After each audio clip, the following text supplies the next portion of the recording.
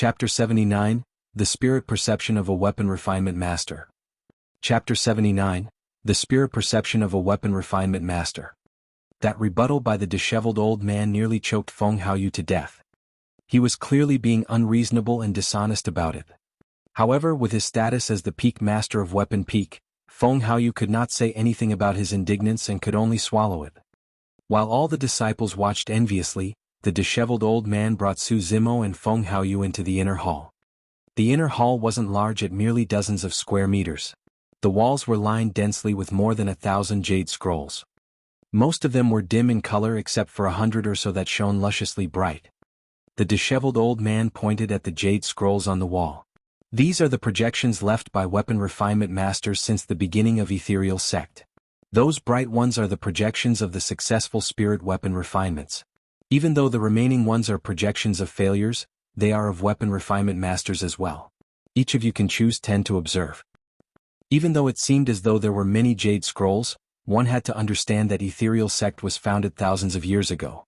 Yet, only these jade scrolls remained and majority of them were projections of failures. Without thinking twice, Feng Haoyu went for 10 lusciously bright jade scrolls.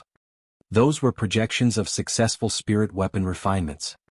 Su Zimo mulled for a short period of time before choosing 5 bright and 5 dim ones. He understood that while there were things to learn from successes, he could also learn how to prevent similar mistakes from happening by looking at the failures. When the disheveled old man saw that, he nodded to himself. For a weapon refinement master, it was difficult to replicate the successes of others.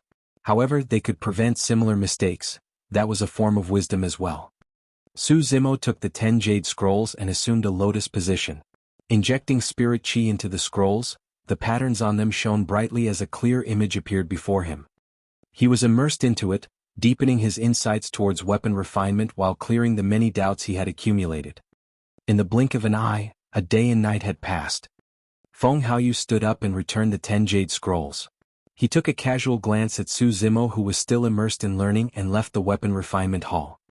Before long, Su Zimo stood up and returned the jade scrolls too. "How was it? You've learned a lot, right?" the disheveled old man asked, smiling. Su Zimo nodded his head and asked after pondering, "Indeed, I've learned something for the first 4 steps of weapon refinement. However, I'm still clueless towards spirit gathering." The difficulty of spirit gathering lies in the fact that spirit chi existed in a stable state within the materials. However, after the smelting and combining process, there is a stark change to the structure of the flying sword. Because of that, it is astronomically difficult to infuse the spirit chi back into the flying sword. Coupled with the fact that the flying sword would be heated to a scarlet-red state, any misalignment in synergy would result in an immediate explosion. The disheveled old man then sighed gently. "It's not just you. Even advanced weapon refinement masters would not dare to proclaim a 100% spirit gathering success rate. Most of them develop a sense of spirit perception after many years of refining weapons." The mention of that had Su Zimo's heart skipping a beat. Spirit perception. Through the experience of life and death as well as the mystic classic of the 12 demon kings of the great wilderness, Su Zimo had already developed a sense of spirit perception. However, could he apply that same spirit perception to spirit gathering? His mind began to tinker, wondering if he could work in that direction. "Head back first. If you've got any doubts, feel free to look for me here at any time." As he said that, the disheveled old man pointed to the jade scrolls on the wall and winked to Su Zimo. "MMM?" Suddenly, Su Zimo realized what the disheveled old man meant. He was hinting to Su Zimo that by coming over to look for him, the latter could seize the opportunity to look through the jade scrolls on the wall. "Thank you, master." Su Zimo bowed with a warm sense of thankfulness seeping into his heart. The moment he walked out of the weapon refinement hall, he saw someone at the entrance. Feng Haoyu. He seemed to have waited for a long time. Su Zimo frowned slightly. Right as he was about to summon a flying sword to return to his cave abode, Feng Haoyu turned around and with a slightly reared head, blocked Su Zimo's path with his hand. "Is there anything?" Su Zimo found himself irked by the haughty expression of this man. Feng Haoyu replied indifferently, "At the end of this year, I want to make history in Ethereal Sect and be the top of 3 peaks with Weapon Peak being one of them. Junior brother Su, you're a smart man. I'm sure you know what to do." "I don't." Su Zimo shook his head expressionlessly. "Are you challenging me?" Feng Haoyu narrowed his gaze and released his level 7 qi condensation. Instantly, a cold gust of wind shrouded around him. "You're crazy." With a cold scoff, Su Zimo rode his flying sword and left the weapon refinement hall in the blink of an eye, disappearing from Feng Haoyu's sights. Back in the cave abode, Su Zimo sat on his bed and thought about the contents of the 10 jade scrolls. Before long, a hurried knock sounded on his door. "Bro, it's me." It was Little Fatty's voice. They had not seen one another in a month and Little Fatty was at level 6 qi condensation as well. The cultivation speed of those with a heaven spirit root was indeed frightening. There was a high chance that Feng Haoyu, Lung Ro and the Little Fatty could be at level 9 or perfected qi condensation before the end of the year. "Bro, I heard that you made an enemy out of Feng Haoyu?" That was Little Fatty's first question. Su Zimo asked, "You even know about something like that?" "It's not just me. News of this has already spread through all 5 peaks and many disciples are talking about it." Little Fatty then sighed. "Bro, that's a little irrational. Each of us can cultivate on our own. What has that got to do with anything?" Su Zimo chuckled casually, totally indifferent about it. "Things are not that simple." Little Fatty continued, "The sect prohibits disciples from killing one another internally and therefore you can reject even if he comes to challenge you. However, things are different out of the sect. Bro, you can't stay in the sect forever, right? Most of the sect's missions require you to head out. Feng Haoyu has gathered a lot of disciples on his side by now.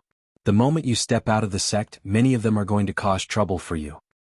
Su Zimo raised his brow without saying anything. Little Fatty went on, "Actually, given Feng Haoyu's endowment, he will definitely be at Foundation Establishment Realm after the 5 peaks face off and promote to be an inner sect disciple. Bro, you can actually just avoid him this time round and take part in next year's face-off. That way he'll owe you a favor too."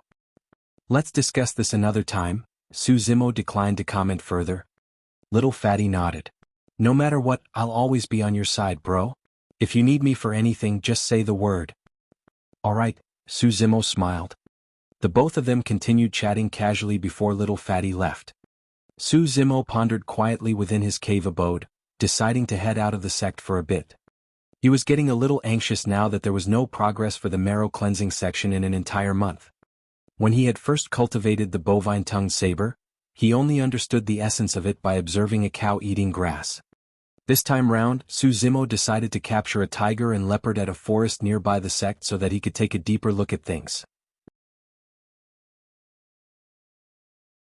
Chapter 80 Change of Appearance. Chapter 80 Change of Appearance.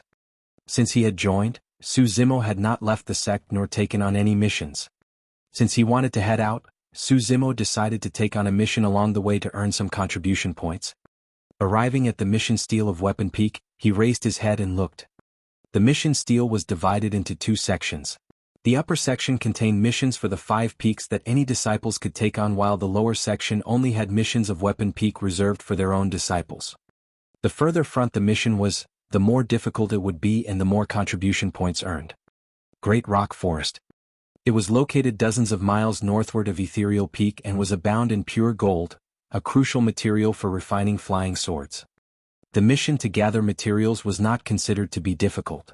However, because it was in Great Rock Forest, the difficulty level became much more significant, even slightly treacherous in fact.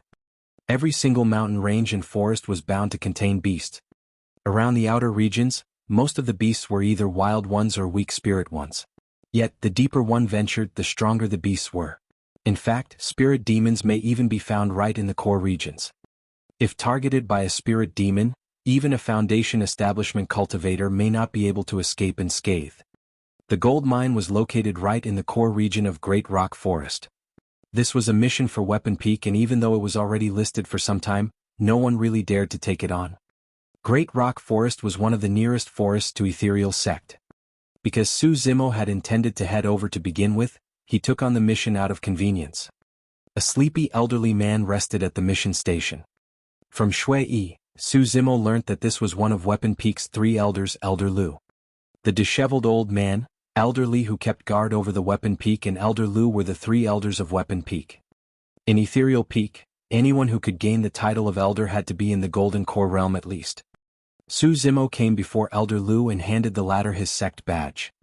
Raising his head, Elder Lu frowned before throwing the sect badge back to Su Zimo and barking coldly, "Not allowed to go." "Why?" Su Zimo asked. Elder Lu rolled his eyes and replied, "Are you stupid, lad? You want to court death going to Great Rock Forest with level 5 Qi condensation? Even perfected Qi refinement warriors would have to form a team to take on this mission." "I just want to go take a look. If it's dangerous, I'll leave for sure," Su Zimo smiled. In truth, even though Great Rock Forest was dangerous, the mission wasn't too difficult for someone like Su Zimo who had spirit perception. "You think you can escape if you really come across any danger?" Elder Lu pouted his lips. "Look how weak you are. Say, don't blame me for not reminding you if you die out there." "Don't worry, Elder. I'm not going to die. I'm quite the lucky man," Su Zimo chuckled. Harumphing coldly, Elder Lu made a record and the mission on the steel dimmed in color, indicating that someone had taken it on. After a brief silence, Elder Lu pulled out an intricate paper crane from his storage bag and passed it to Su Zimo. "This spirit crane is used for communications in our sect. If you really encounter trouble, you just have to let this fly." "Thank you, Elder." Su Zimo kept the spirit crane in his storage bag and cupped his fists before leaving weapon peak on his flying sword. Closing his eyes lazily, Elder Lu went back to sleep before grumbling, "Juniors these days really don't know what's good for them." This was Su Zimo's first time out of the peak after joining it for a month. He took out the spirit crane that Elder Lu gave him and observed it. He had seen something like this before once. Back in Yin Country's capital when Su Zimo was chasing after the one-armed cultivator from Joyful Clan, the latter had sent a similar paper crane to inform his sect about it. There were mysterious patterns drawn on the paper crane and it would be activated by injecting spirit chi. Su Zimo had a hunch that this paper crane was in reality a type of talisman. Keeping it, he suddenly frowned as something jolted through his heart. Someone was following him. Su Zimo scoffed internally. For someone to follow him right after leaving the sect? There was no need to think further. The stalker was definitely from their sect. Could little fatty be right? Feng Haoyu is really trying to cause trouble for me outside? With an unchanged expression, Su Zimo sped towards the direction of Great Rock Forest without any reaction. Before long he arrived at the border of Great Rock Forest. Along the way, Su Zimo had gathered vaguely that there were 5 people in total behind him. The strongest of them was already at level 9 Qi condensation. If these guys are truly sent by Feng Haoyu, he really thinks highly of me. Su Zimo laughed and without hesitation, dove right into the forest. Entering the forest was akin to entering Su Zimo's territory. Here no one was his match. Su Zimo cast away his flying sword and sprinted on his feet, zipping left and right. Before long, he lost the people trailing him and arrived at a secluded spot where he abandoned his green robes and bared his upper body. A series of cracking sounds came forth from within Su Zimo as his tendons and bones screamed together while his body expanded. In the blink of an eye, he had grown to over 2 meters tall with his flesh swelled and muscles bound together. His body had inflated entirely. Su Zimo's facial muscles contorted and joined together bizarrely. After a split second, his features had changed as he transformed into a fierce, burly man with a naked upper body.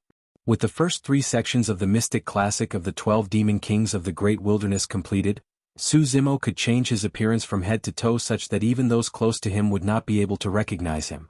Lowering his head, Su Zimo laughed and with a swift dash, disappeared from where he was. "Senior brother Zhou, where did that Su Zimo run off to? How did we suddenly lose track of him? That's why I said we should have made a move earlier on. How are we going to find him now that he slipped into Great Rock Forest?" "Shut up." Zhou Wei's face was grim as he hollered, "We were so close to the sect just now.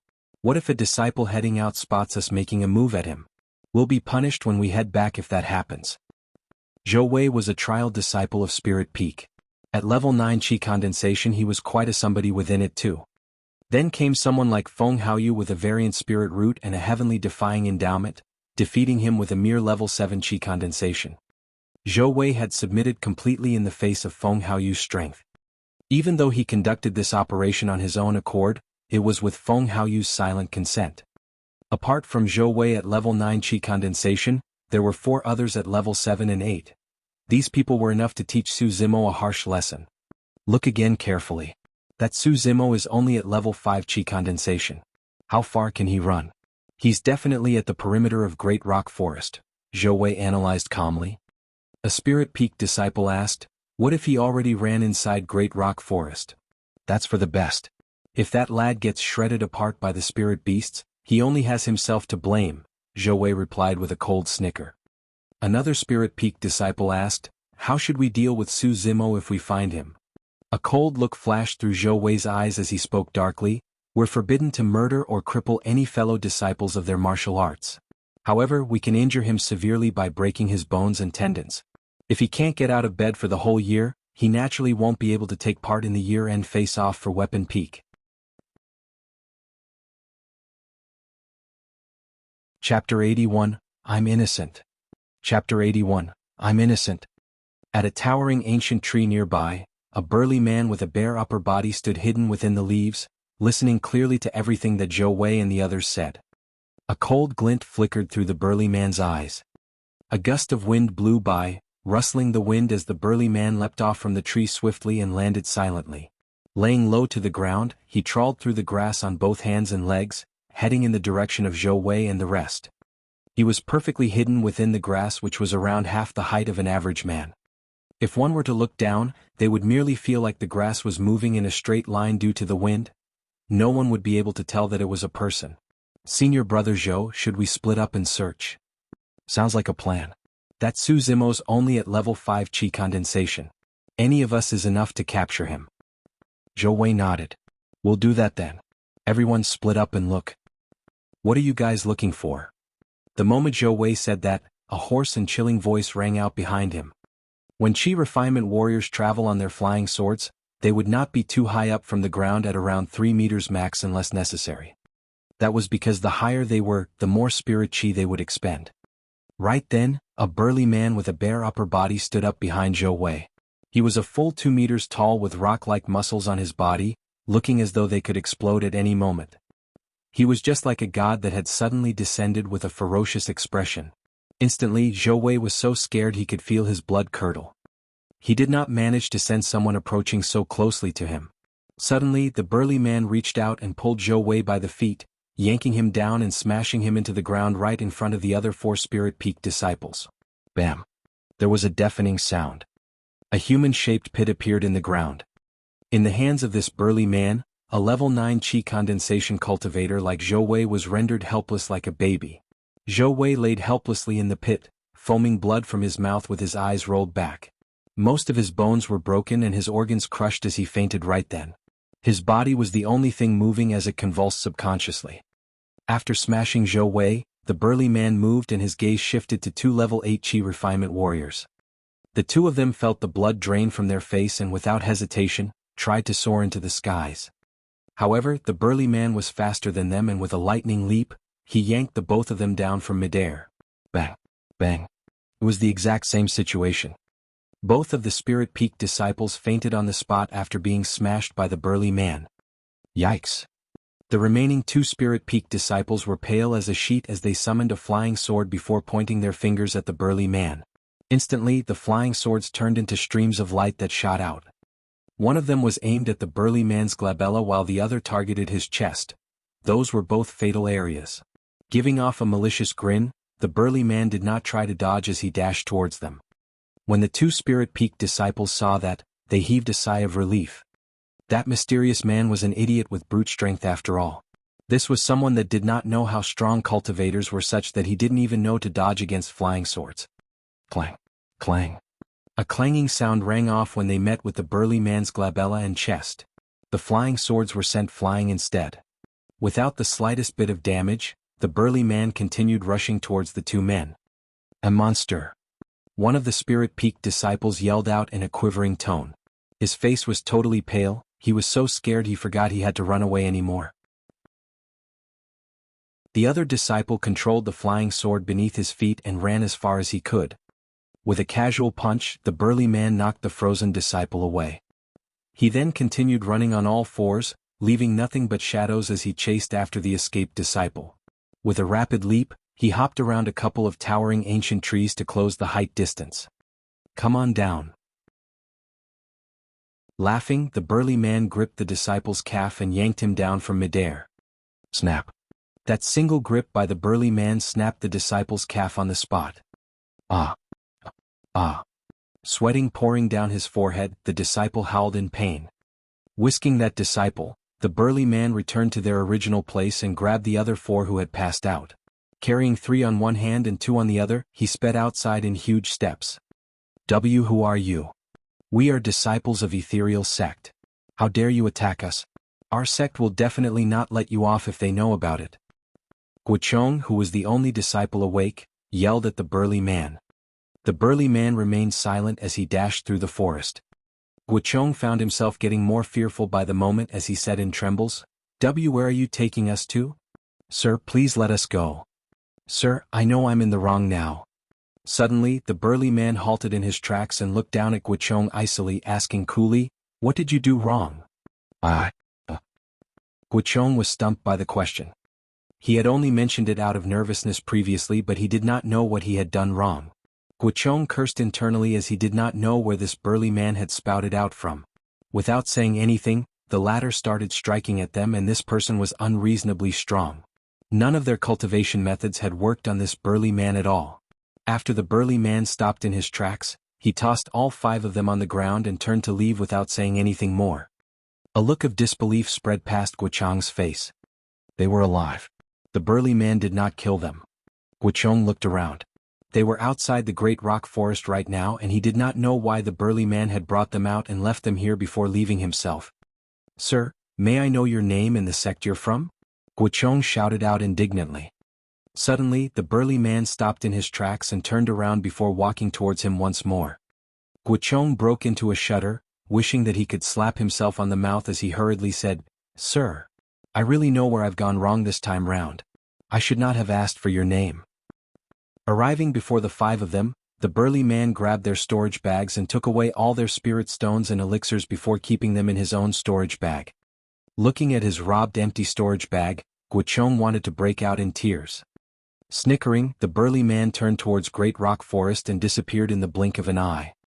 Guochong opened his storage bag with shaking hands and dug out a paper crane, writing on it with spirit chi. We've been attacked at Great Rock Forest. The opponent is unknown and extremely strong. Please send reinforcements from the sect. Injecting spirit chi to it, the spirit crane spread its wings and transformed into a beam of light, disappearing into the skies. Guochong was injured as well and was unable to carry the other 4 back, merely able to wait there for the sect's reinforcements. Looking at his fellow fainted disciples, he felt despair swallowing him from within. The thought of his savings for the past few years being robbed completely by some unknown mysterious burly man had him howling out in sadness, I'm innocent.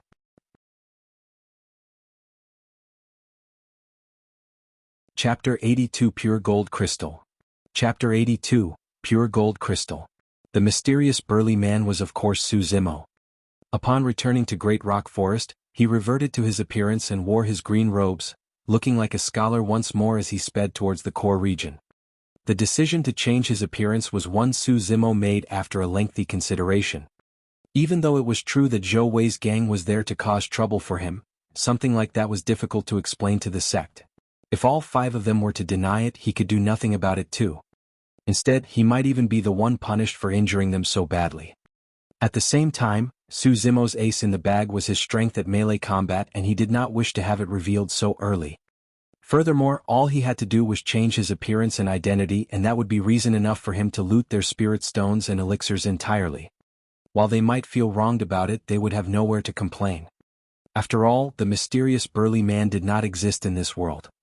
As he approached the core of the forest, Su Zimo kept his flying sword and landed on the ground. Danger lurked all around within the forest, and Su Zimo was much more agile on the ground than the flying sword. If he met with any danger, he would be able to dodge it at the first instance. Along the way he could sense the auras of spirit beasts. However, Su Zimo did not engage in battle and instead chose to avoid them, sprinting towards the core region of Great Rock Forest. There was a forest of ores not too far away. There, pure gold laid abundantly on the ground and shimmered brightly as Su Zimo tread over carefully. He could sense a hint of danger within the forest. There was definitely some extremely strong spirit beast or demon reigning over the area. Within the middle of the forest beside a large pure gold ore, a spirit beast with a thick armor sprawled on the ground. Its armor shone with a luscious shade of gold, covering its neck and limbs while its tail was filled with spikes. Gold Eater Beast. Surviving by devouring all sorts of spirit materials and ores, it possessed a cruel nature and an immense strength. Invulnerable to weapons, there was almost no weakness to it. It was clear that the Gold Eater before them was almost at the realm of a spirit demon. This was troubling. Su Zimo frowned. If it was any other spirit beast, he had the confidence of killing it there and then. However, he had no way of dealing with this Gold Eater at all. Suddenly, the Gold Eater, which was initially fast asleep, opened its eyes and glared at Su Zimo sharply with an immense killing intent. Roar! Rising in the blink of an eye, it hollered in the direction of Su Zimo and sprinted over. Narrowing his gaze coldly, Su Zimo pushed his feet and activated the Plowhaven stride. Instantly, 2 deep ravines appeared beneath his feet on the ground as the mud flipped over.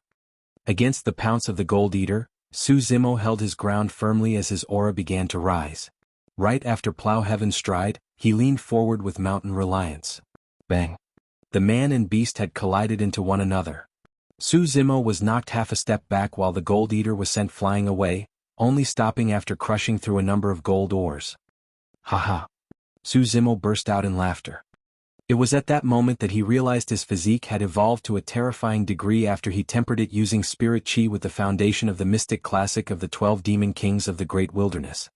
Even the Gold Eater's strength was not enough to withstand an impact against him. A trace of fear flickered through the Gold Eater's eyes. Activating Divine Steed Fleeting, Su Zimo appeared before the Gold Eater in the blink of an eye as he retrieved the Cold Moon Saber from his storage bag and slashed towards its head. Clang! Sparks flew everywhere. The Cold Moon Saber rebounded and the Gold Eater was totally unharmed. At the same time, it shook its spiked tail and swept through the air, landing squarely on Su Zimo's chest. With lightning speed, Su Zimo mentally cultivated his body petrification, causing his flesh to expand and his muscles to harden. Bang! Su Zimo fell over, slamming onto the biggest pure gold ore in the middle of the forest, causing cracks to form densely on it. The Gold Eater glared at the ore behind Su Zimo and looked a little unnerved. Rubbing his chest, Su Zimo kept his Cold Moon Saber. The Cold Moon Saber was no longer useful. Su Zimo could only use his own strength to fight against the Gold Eater. Once more the man and beast fought to a corner. Opening its mouth, the Gold Eater chomped at Su Zimo, aiming for his neck. Without fear, Su Zimo suddenly reached out with both hands and grabbed the upper and lower jaws of the Gold Eater, yanking it with ferocious force. Pust! Heaving a deep breath of air, mighty as the anaconda eclipse, his chest puffed up robustly as he spun around mightily. It was a frightening sight as green veins popped up all over his arms like snakes coiling around it. Open up! With a holler, Su Zimo continued to tear. Shing! Blood filled the entire place as organs fell to the ground, creating a foul stench all around. The Gold Eater was torn into half by Su Zimo. Breathing heavily, he tossed the corpse of the Gold Eater away casually and began collecting the gold ores around. Su Zimo's eyes lit up. Within a shattered pile of gold ores stood a large pure gold crystal. It illuminated with a mysterious gleam and was almost transparent. Pure gold crystal! Su Zimo exclaimed. A pure gold crystal was an extremely rare item amongst gold ores and was hard to produce. At the same time, it was a crucial material for the refinement of middle or even superior grade spirit weapons. I'm going to be rich. His head went into a frenzied excitement as he kept the pure gold crystal that was around the height of an average man in his storage bag. Su Zimo then shattered all the other gold ores around, but he found no more pure gold crystals. Even then, his reward for this trip was far more than he had imagined. After collecting all the gold ores around, he turned around to leave. Before long, a green-robed scholar carried a spirit tiger on his left arm and a spirit leopard on his right, walking out of the forest.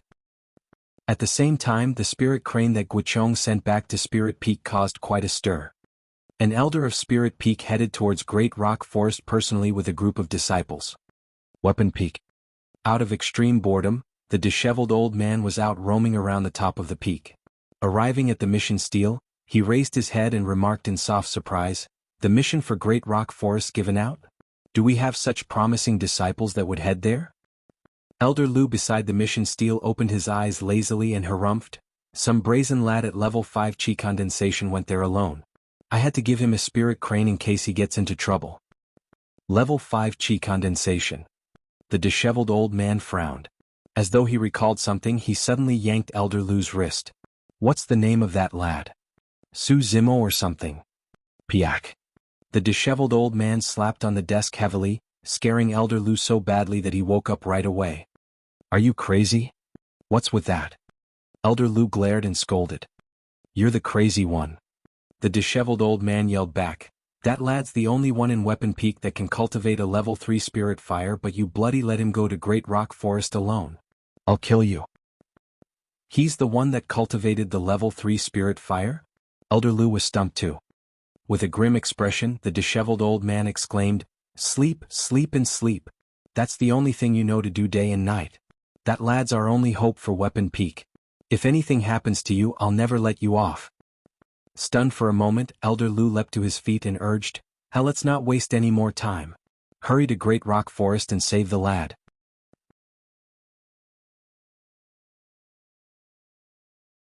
Chapter 83, The Mind of a Spirit Tiger.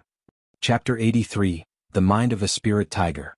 In order to avoid Zhou Wei's gang, Su Zimo made a detour intentionally, and he somehow ended up avoiding the Elder of Spirit Peak as well as the disheveled old man too. When he returned to Weapon Peak and wanted to hand in the mission, he realized that Elder Lu had disappeared. Where's Elder Lu? Su Zimo asked some of the Weapon Peak disciples passing by. I'm not sure either, but I saw him quarreling with Master before the both of them left in a hurry. I've got no idea where they went. The disciple shook his head. Su Zimo did not think too much about it and returned to his cave abode with the spirit tiger and leopard. Both beasts had already attained spirit intellect and had wisdom equivalent to that of a grown man. Their eyes revealed a deep fear as they were brought back to Su Zimo's cave abode. The beasts knew that even for human cultivators their bodies were weak. Yet this man before them was different. His body was even stronger than theirs. Neither the spirit tiger or leopard knew why this man wanted to take them back to his cave abode. Kill us? Eat us? Force us to a blood oath to enslave us? Or... The spirit tiger shrugged its head as though it thought of something. When it saw the strange look in Su Zimo's eyes, shivers broke down its spine. Could this man have some sort of special fetish? It's over, it's over. I've kept my chastity for so many years. Am I going to lose it to a human? Suddenly, the spirit tiger was terrified after being convinced that it knew what Su Zimo was up to. Indignant, the spirit tiger looked at Su Zimo with a sad and begrudging gaze containing complex emotions. That gaze sent goosebumps across Su Zimo's back as well as he slapped casually. What's wrong with you? That slap merely made the spirit tiger feel even more aggrieved. It's really over. Not only does this man want to do that to me, he's spanking me. An influx of emotions gushed into the spirit tiger's heart as two hot streams of tears almost filled its face. At the side, the spirit leopard stayed silently without budging. However, its eyes would flicker with a ferocious look every now and then.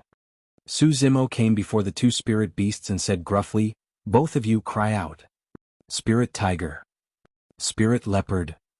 The spirit tiger lamented in his heart. This man's fetish is really kinky. He wants us to cry out before doing that to us. The spirit leopard did not dare to wait as it cried out softly. It was a sound as soft as a mosquito, unlike the earth-shaking howls often made by spirit beasts in the forests. The reason why Su Zimo had brought the spirit tiger and leopard back was because he wanted to unravel the secret behind their noises as required by the marrow cleansing section. However, the spirit leopard was already terrified after being beaten up by Su Zimo. How would it dare to roar in his face? Wouldn't that be courting death? Su Zimo was stunned for a moment as he looked at the spirit tiger subconsciously. It broke into a shudder and sighed internally. Sigh, look how imposing he is. This is where my reputation ends. From now on I'm his. Sprawled on the ground, the spirit tiger leaned towards Su Zimo and winked its eyes. With slight embarrassment and shyness, it cried out. Meow. After crying out, it even looked at the spirit leopard with glee as though it was implying, "See that? That's the way you cry out." For some reason, Su Zimo felt all his goosebumps rising with that cry as he kicked out instinctively. Bang. Before the glee disappeared from the spirit tiger's eyes, it was sent flying by Su Zimo's kick. The spirit leopard's mouth opened widely as it nearly burst out into laughter. Leaping up, the spirit tiger was enraged and hollered internally. Bloody hell. I'm not giving in anymore. However, when it met with Su Zimo's cold gaze, the spirit tiger's courage disappeared as it sprawled on the ground and purred out coyly once more. At this point, it had none of the ferociousness and might a king of the forest should have. If he hadn't seen and heard it himself, Su Zimo might have thought that he had captured a large kitten instead of a tiger.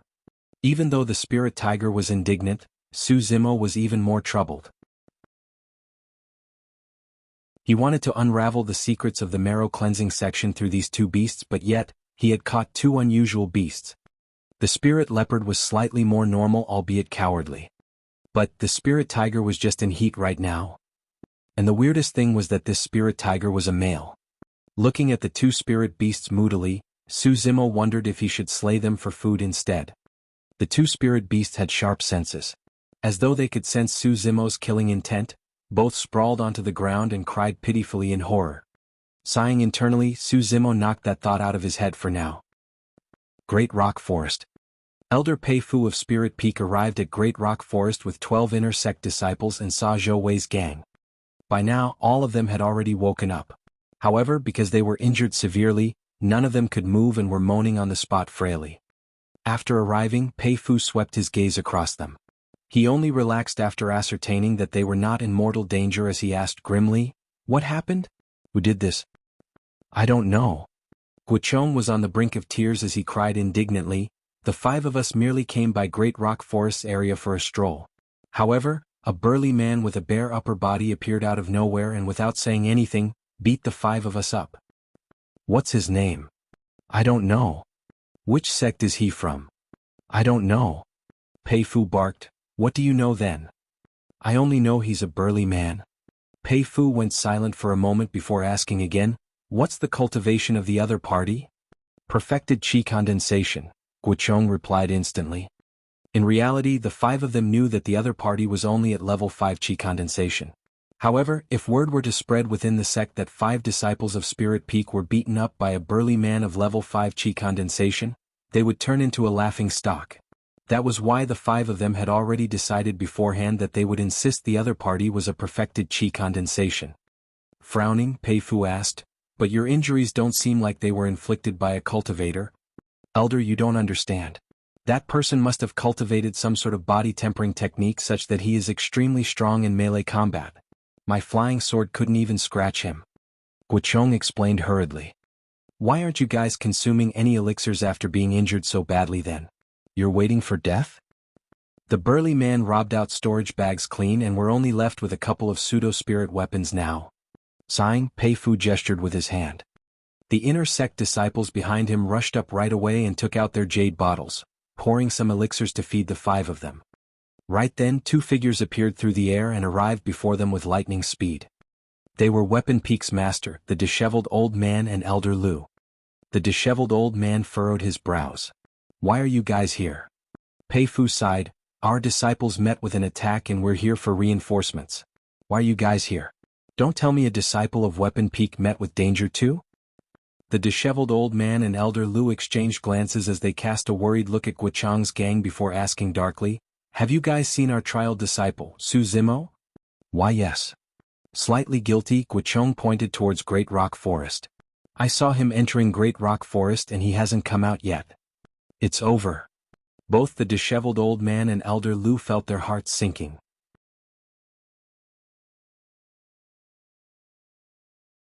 Chapter 84, A Lump of. Chapter 84, A Lump of. When Pei Fu saw how terrible the disheveled old man and Elder Lu was, he could not help but ask, "Why? That trial disciple of yours. He's the only one in Weapon Peak that can cultivate a level 3 spirit fire." The disheveled old man's tone was grim. "Level 3 spirit fire." Pei Fu exclaimed, "I've also heard the news that a weapon refinement prodigy appeared in Weapon Peak. So that's Su Zimo." Elder Lu replied darkly, "We're headed into Great Rock Forest. I won't believe it unless I see the lad's corpse for myself." Pei Fu replied, "Let's go. I'll accompany you guys." He had the inner sect disciples behind him escort Zhou Wei's gang back before heading into Great Rock Forest together with the disheveled old man and Elder Lu. The 3 of them split up and looked around for an entire day to no avail. Finally, they arrived at the core region of Great Rock Forest to find the 2 halves of the Gold Eater's corpse. This Gold Eater's almost reaching a spirit demon realm, but it was killed here. Look at the tragic state of its body. It's almost as though it was torn apart entirely. What ferocious strength. Pei Fu murmured softly before saying apprehensively, could it be the burly man? What burly man? The disheveled old man asked. Pei Fu related the assault of the 5 men before continuing grimly, based on what Guochong said, the burly man is extremely strong in melee combat with tremendous strength. Be it whether he's of another sect or some practitioner of the dark path, this matter is not to be taken lightly. It's clear that the burly man did not intend to kill or Guochong and the others would not have stayed alive. Elder Lu analyzed. Besides, the burly man brought the 5 of them out of Great Rock Forest before he left. It's clear that he's worried they might be injured by the spirit beasts within Great Rock Forest. That man's a mystery. We can't tell if he's a friend or foe just yet. The disheveled old man nodded in agreement. At the thought of Su Zimo's current unknown status of life and death, Elder Lu could not help but feel guilt rise within him and sighed deeply. Forget it, let's head back, the disheveled old man gestured with his hand looking all worn out. Even though neither of the 3 perfected golden cores said anything, all of them had the same thoughts that Su Zimo must have perished so quickly within Great Rock Forest that he did not even have the time to send the spirit crane for reinforcements. In truth, none of them had seen the way Su Zimo dueled with the crane on the cliff to join the sect. If they had witnessed that, they would understand that Su Zimo wasn't going to die that easily. Su Zimo did not obtain any insights through the spirit tiger and leopard for 2 days. Feeling frustrated and remembering that he had yet to hand in his mission for the gold ores, he left his cave abode and headed for the mission stele on his flying sword. There were quite a number of disciples from Weapon Peak gathered around the stele with Shui Yi being one of them. Su Zimo walked over and asked, Elder Lu's not back yet? Yes, he's been away for 2 days now and hasn't returned yet, Shui Yi nodded. Then what are you guys looking at? Su Zimo saw that there were many disciples gathered around the mission stele discussing amongst themselves. Shui Yi pointed to the stele. Take a look at that first mission. Su Zimo raised his head. 5 Peaks mission. Search for the mysterious burly man. Beside the mission was a drawing of the appearance Su Zimo had changed into previously. What's this all about? Su Zimo asked, pretending to be none the wiser. Shui Yi whispered, I heard that some disciples of Spirit Peak were attacked near Great Rock Forest by this mysterious burly man. He's said to be extremely strong at a cultivation realm of perfected chi condensation. Su Zimo snickered internally. Even if they were to deploy the entire sect, they wouldn't be able to find this mysterious burly man. Swish. Suddenly, the sound of robes slicing the air could be heard. Everyone turned over to see the disheveled old man and Elder Lu speeding through the air and landing on the peak. Both of them swept through everyone with a casual gaze before stopping at Su Zimo fixedly. Their gaze seemed as though they wanted to eat him up. You came back from Great Rock Forest alive, lad? The disheveled old man grit his teeth and asked, saying each word with a punch. He was pissed. They had spent tireless nights searching for Su Zimo in Great Rock Forest, worried and upset. Yet, unknowingly, the lad had already returned unharmed. Elder Lu was even more pissed. Because of Su Zimo, he was not only scolded badly by the disheveled old man, he was feeling guilty for the past 2 days. But who knew, the lad was well and alive here without the slightest bit of remorse. Su Zimo felt goosebumps rising from their stares as he coughed gently and nodded. Yeah, I returned after completing the mission. Nonsense.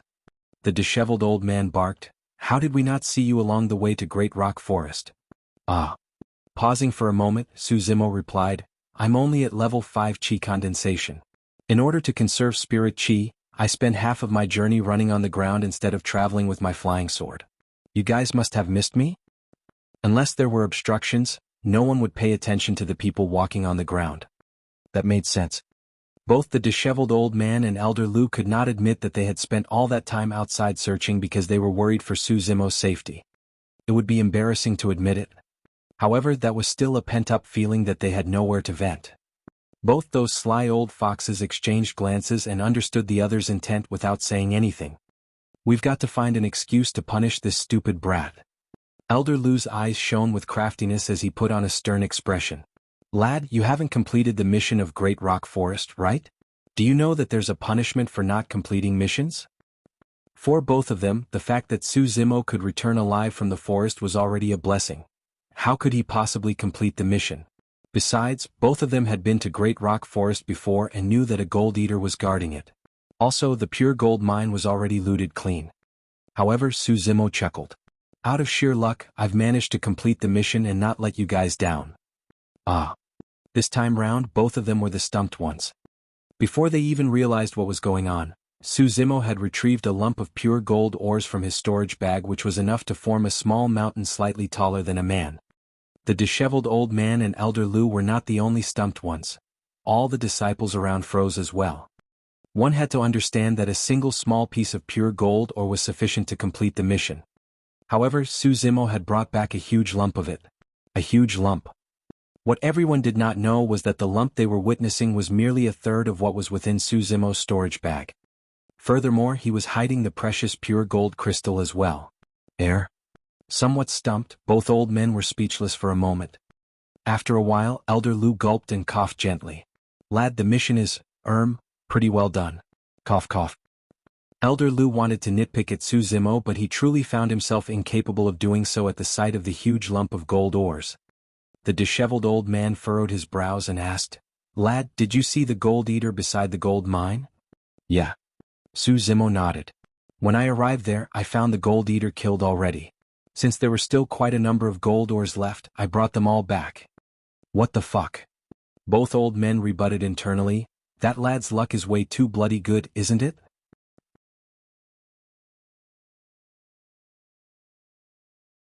Chapter 85, Sound of Tigers and Leopards. Chapter 85, Sound of Tigers and Leopards. Su Zimo handed in the mission and received quite a number of contribution points for it. He then returned to his cave abode. Watching Su Zimo leave, both old men could not help but lament in deep thoughts. There's no wonder why he's the man who could cultivate a level 3 spirit fire. Even his luck is beyond others. The disheveled old man pouted his lips. Yes. Elder Lu continued, those trial disciples of Spirit Peak that went to Great Rock Forest were not low in cultivation realms, but yet they were injured badly. But this lad? Not only did he not bump into that mysterious burly man, he even managed to go through Great Rock Forest entirely while returning peacefully with all those pure gold ores with just a level 5 chi condensation. What else do you call that if not luck? The disheveled old man remarked in pity. Actually, given his gift for refining weapons, it'll be best for him to join True Fire Sect. Our sect isn't good at weapon and elixir refinement at all. I honestly feel a little bad that we may end up burdening his progress.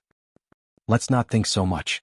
He's only just started on weapon refinement and can't even create an inferior grade spirit weapon. Even though our sect doesn't specialize in weapon refinement, we have the foundation of it too. Let's think about other stuff in the future, Elder Lu consoled. Nodding, the disheveled old man lowered his head in deep thoughts. It was still early when Su Zimo returned to his cave abode. According to his plan, he would spend all his efforts on immortality cultivation during the day, be it for raising his cultivation or learning more about weapon refinement. Come nighttime, he would cultivate the mystic classic of the 12 demon kings of the great wilderness. Before attaining a core, be it chi refinement warriors or foundation establishment cultivators, they were no different from mere mortals and would still have to rest through sleeping. The common ground between chi refinement warriors, foundation establishment cultivators and mere mortals was still their lifespans. Chi refinement warriors and foundation establishment cultivators merely had a slightly longer lifespan than mere mortals who could only live to 100 plus at best without ailments or accidents. However, demonic cultivation was different. During daytime, most demons would be in hiding and would only roam and hunt for food at night when their energy peaked. In fact, Su Zimo would also be resting come nightfall. However, through the 2 years of demonic cultivation, he already had the habit of maintaining the mystic classic of the 12 demon kings of the great wilderness's breathing and expiration method even in his sleep. That way, Su Zimo's demonic cultivation was rising equally without taking up any of his immortality cultivation time. It was just that the lack of progress in the marrow cleansing section had caused a bottleneck for his demonic cultivation path. For the next few days, Su Zimo continued forcing the 2 spirit beasts to cry out continuously. After those few days, the 2 spirit beasts were so exhausted that their voices were hoarse. However, Su Zimo still had no clue on how to proceed with the marrow cleansing section. Even if they were spirit demons, they would be worn out howling like idiots without sleep or food for a couple of days. The spirit tiger and leopard looked absolutely lethargic as they sprawled on the ground sleepily. Sigh, I've never met a master so hard to please. The spirit tiger sighed. If he wanted to kill or chop us up, at least that'd be a swift ending. But what's the point of torturing us like this? The few days of struggle had Su Zimo tuckered out as well. He wasn't idling while the two spirit beasts were howling. He listened intently with all his attention, afraid that he might miss the secret in a lapse. However, the end result was merely complete exhaustion, as his eyelids were so heavy that he wanted nothing more than to have a good sleep. Forget it, I'll kill these two tomorrow for food. Lying down on his stone bed, that thought jolted through his mind as he fell into slumber. He was simply way too tired. The moment he closed his eyes, he entered dreamland and his breathing turned heavier, using the breathing and expiration method of the body tempering, tendons transformation and body tempering section subconsciously. The two spirit beasts exchanged glances as though they were relieved of a burden. That human finally decided to stop. The spirit tiger was so touched that two warm streams of tears flowed down his cheeks as he almost howled out to the skies. If they were to continue pushing on, he would have committed suicide by banging his head against the wall before Su Zimo even killed him. Even though the spirit leopard was exhausted as well, a fierce look rose in its eyes at the sight of Su Zimo sleeping. It was a good chance. Even though both spirit beasts were mentally exhausted, they still had their physical strength. If they could bite through this human's throat, they could escape from this place. Looking at the spirit tiger, the spirit leopard growled softly. The language between demons was naturally understood by the spirit tiger. Even though the spirit leopard's suggestion was rather tempting, the spirit tiger did not want to take the risk. Who knew if this human was pretending to be asleep? Furthermore, the only thought on the spirit tiger's mind was to have a good night's sleep. Swaying its head, the spirit tiger sprawled on the ground and slept. The spirit leopard looked apprehensive. After a moment, as though it had decided on something, its eyes gave off a feral look. Tiptoeing, it kept its killing intent and crept beside Su Zimo. Looking at Su Zimo's pale, succulent neck, the spirit leopard opened its mouth slowly.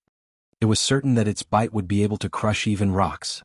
All of a sudden, as though it had realized something, the feral look in the spirit leopard's eyes disappeared and was replaced with fear. Its open jaws closed back slowly as though it had just yawned instead. Turning around, the spirit leopard's eyes were filled with horror as it shivered terribly. Sprawling down on the ground, it turned to look at the sleeping Su Zimo quiveringly, not daring to attempt anything anymore. He's awake. Those were the two words in the spirit leopard's mind. As it was about to chomp down, it realized that unknowingly the human's breathing methods had changed. That change caused the spirit leopard to break out in sweat. It no longer dared to try anything funny as it laid there obediently, falling asleep after wild thoughts ran through its mind. In truth, Su Zimo had woken up the moment the killing intent in the spirit leopard rose. That was because Su Zimo's spirit perception was way too frighteningly keen.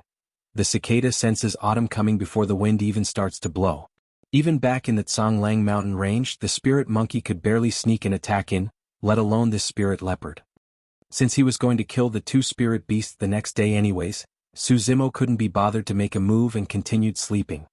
Come midnight, Su Zimo and the two spirit beasts were fast asleep. As the spirit tiger slept, a weird noise came from its nose. Huff, huff, huff. After the spirit leopard fell asleep, a sound came from its nose as well, different from the spirit tiger's. Mm, mm. Both sounds were unique and were neither loud nor soft. Superposing, they reverberated through the cave abode. Right then, a mysterious change happened in Su Zimo's body. It was as though both sounds carried a strange energy that could penetrate through the flesh and tendons, permeating to the bones and moving the marrow within. Gurgle, gurgle. Through the vibrations of the two sounds, a rumble like the sound of running water rang out from his marrow, soothing to one's ears. Su Zimo, who was in deep sleep, felt as though he had just been in a dream as he witnessed the marrow liquid within his bones flowing and gushing, squeezing through it, forming blood that seeped into his blood and veins. He bolted wide awake in shock with widened eyes, the sound of tigers and leopards.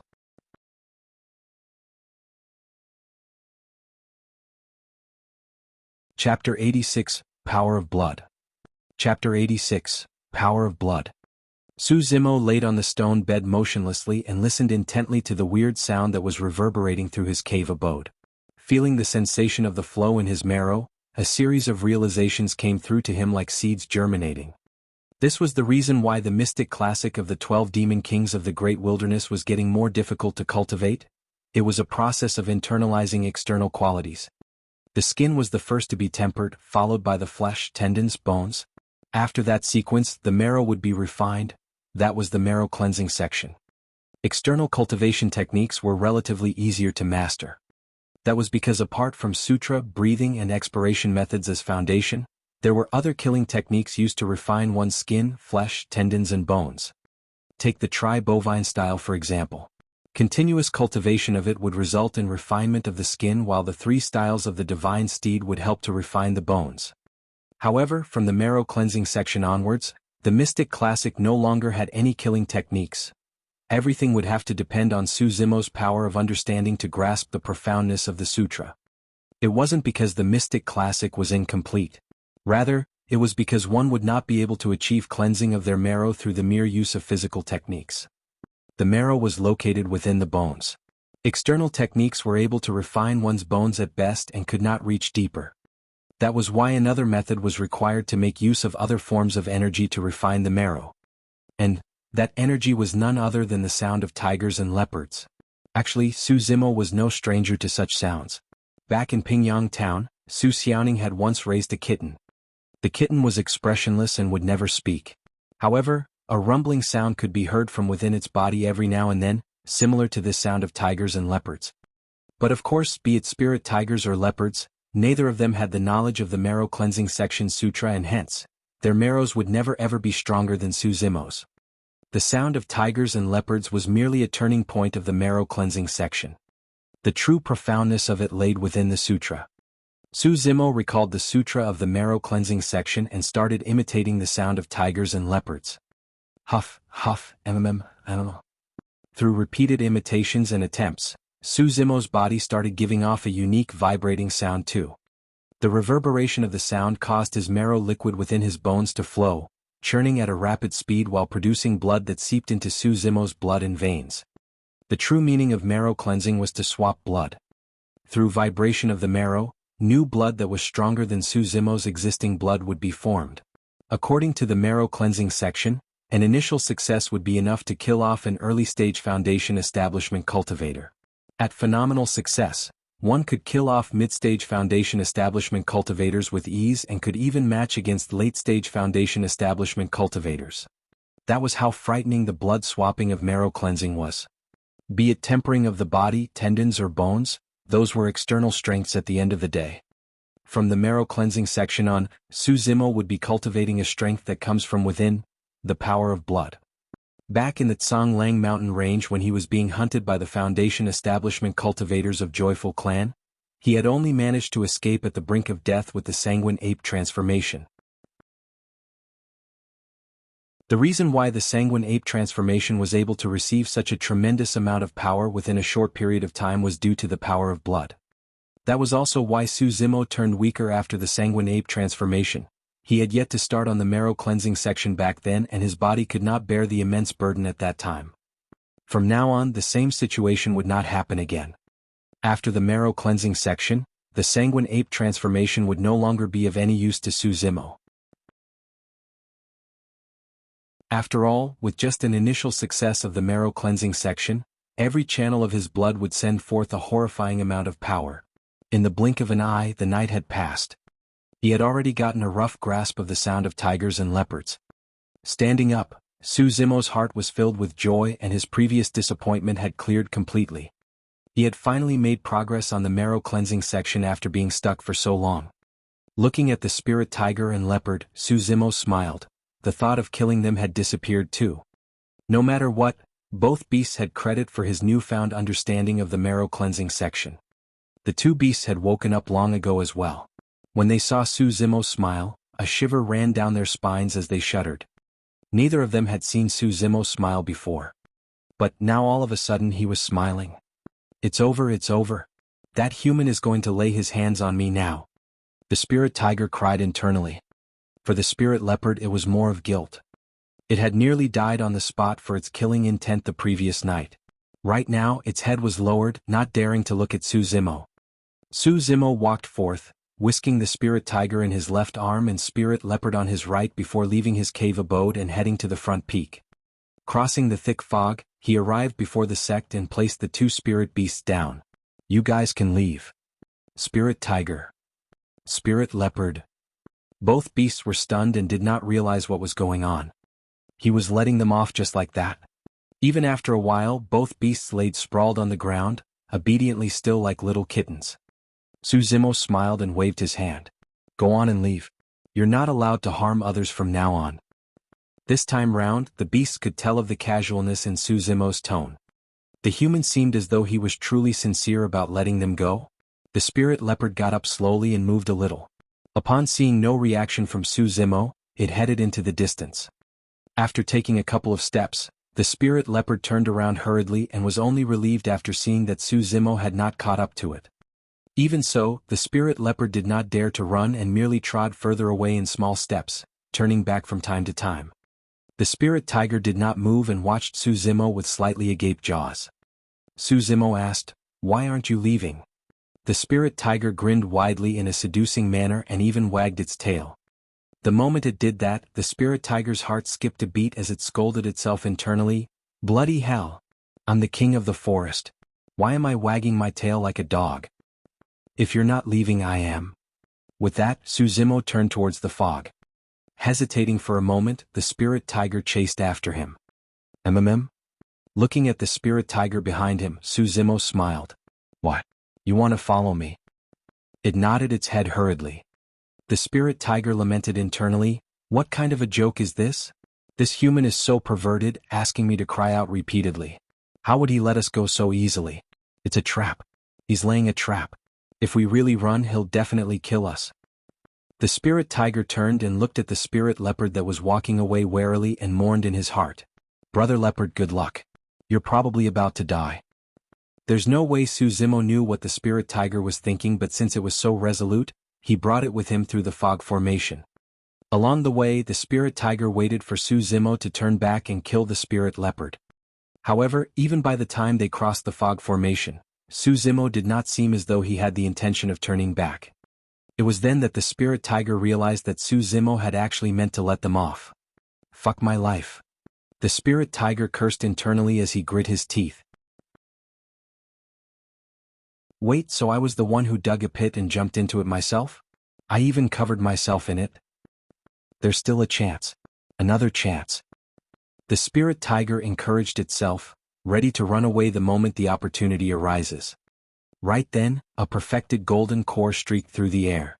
When he caught sight of Suzimo below, he murmured a soft surprise and changed direction, descending before the man and beast duo.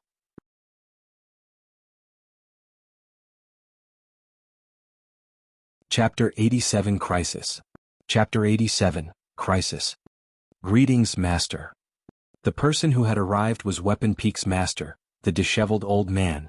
Suzimo bowed and greeted. Nodding slightly, the disheveled old man's gaze turned towards the spirit tiger behind Suzimo and frowned. Right now, the spirit tiger was in internal turmoil. It was actually looking for an opportunity to run away, but an old man popped out of nowhere, and by the sound of it, he was the perverted human's master. Didn't that mean that he was even more perverted? This pit is getting deeper by the moment. I'm screwed. Furrowing his brows, the disheveled old man asked, "Is this your spirit beast?" In the cultivation world, there were many cultivators who kept spirit beasts, and in a duel, these beasts played a part in their total fighting strength. Hesitating slightly, Suzimo nodded. The disheveled old man looked at the spirit tiger and remarked gruffly, "This spirit tiger has quite an ordinary endowment and there's nothing special about it. But since you chose it, you'll have to make a blood oath with it." Suzimo remained silent. The disheveled old man continued, "Lad, remember? You must be wary of anyone that isn't of our race. Furthermore, humans and demons take on different paths, and it's hard to change a beast's nature. Cultivators have naturally weak bodies. If they were to be betrayed out of the blue by a spirit beast that's constantly around them, it's easy for them to die to it. In the cultivation world, cultivators would always make a blood oath with spirit beasts to prevent any betrayals. With a blood oath, the spirit beasts would die on the spot through a reflux of their own blood if they had any thoughts of betrayal. The rise in strength for a cultivator with a strong variant bloodline or ancient beast was always obvious. But of course, the difference between both sides must not be overly huge while making the blood oath, and neither must the spirit beast resist or it will fail. That was why for some super large sects, they would provide various larvae or eggs of spirit beasts if they were grooming some paragon cultivators. While the spirit beasts were cubs and foolish, the chances of creating a blood oath with them would improve tremendously. Su Zimo had heard Ji Yaoshua mentioning blood oaths before, but he was rather resistant towards the idea of it. It wasn't just because of Daiyu or the fact that he was doing demonic cultivation as well. It was more of the fact that he did not like to be enslaved, and neither did he want to do it to others.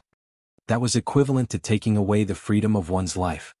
It was even more cruel than killing them. More than that, Su Zimo was willing to get along with spirit beasts in other manners, like the way he did with the spirit monkey.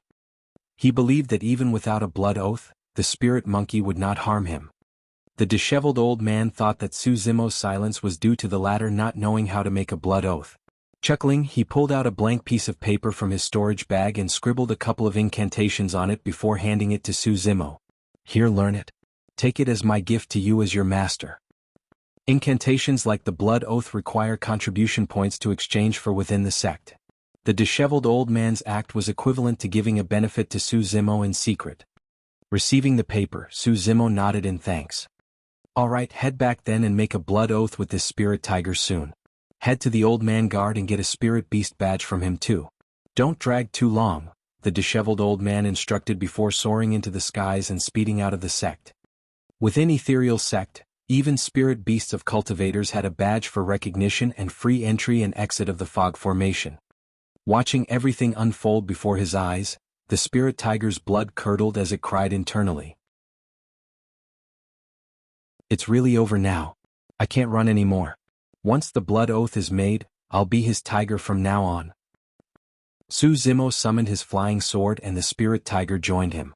Before long they arrived at his cave abode on Weapon Peak. Through the journey, Su Zimo was silent and expressionless. Arriving at his cave abode, Su Zimo gave a casual rub and the paper that contained the blood oath turned into dust, scattering through the air. When the spirit tiger saw that, its jaw dropped slightly apart in shock. It had been watching Su Zimo through the entire journey. The latter had not taken a look at the blood oath at all. Now that he destroyed the paper, did that imply that he already knew the blood oath?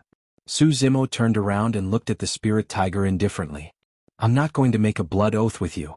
If you choose to follow me, nod your head. If not, you can leave now. The spirit tiger was stunned. A choice. This human could have made a blood oath without it daring to resist at all. Yet, the human had chosen to give it a choice. That gave the spirit tiger an unprecedented sense of respect and trust. Oh. Suddenly, blood rushed into the spirit tiger's head as its mind went blank, causing it to nod furiously like a chicken pecking for rice on the ground. Su Zimo chuckled. All right, since you chose to follow me, you can't betray me. Of course I'll treat you the same way. Unknown to the man and beast, a pair of eyes were concealed within the depths of the clouds above them, watching everything that transpired between them as well as listening in on their conversation. Su Zimo entered his cave abode with the spirit tiger tagging along. Clouds rumbled as a gigantic pair of wings flapped, covering the skies as it flew towards Ethereal Peak. When it returned to this cave abode that now felt familiar after multiple days of torture, the spirit tiger calmed down and was troubled. Bloody hell, what happened to me just now? How did I agree to it so rashly? That guy was clearly just trying to bribe me. Sigh, how illogical. The spirit tiger regretted its decision. However, since it had made a promise, it felt bad to renege on it in the blink of an eye. As long as he doesn't do that, to me, I can accept even those random cries every now and then. Alright. I'll just stay here on that condition for now then. Since we didn't make a blood oath, I'm free to come and go. At that thought, the spirit tiger felt no burden and stayed in Su Zimo's cave abode for the time being. An additional spirit beast did not affect Su Zimo's life much. The spirit tiger would head out to look for food every now and then, even bringing some back for Su Zimo.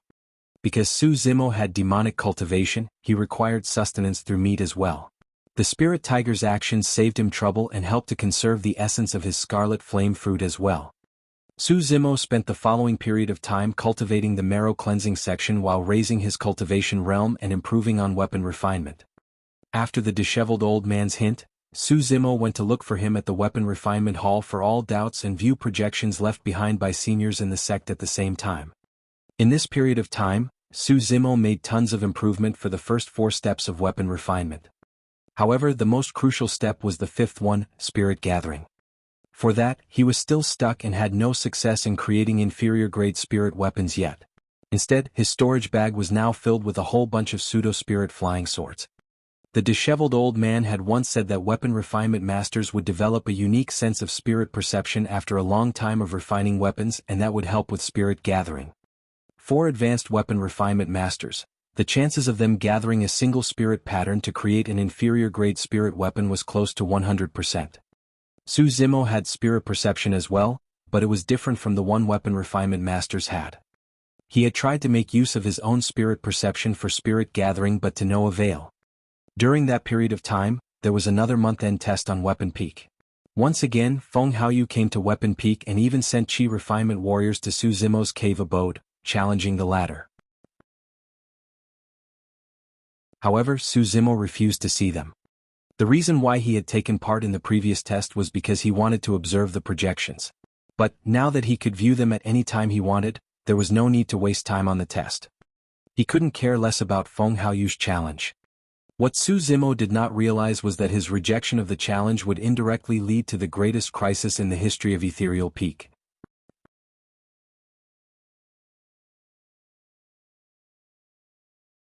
Chapter 88 Challenge Between Two Peaks. Chapter 88 Challenge Between Two Peaks. In the blink of an eye, Su Zimo had joined the sect for more than 2 months. It was already mid of the year by now.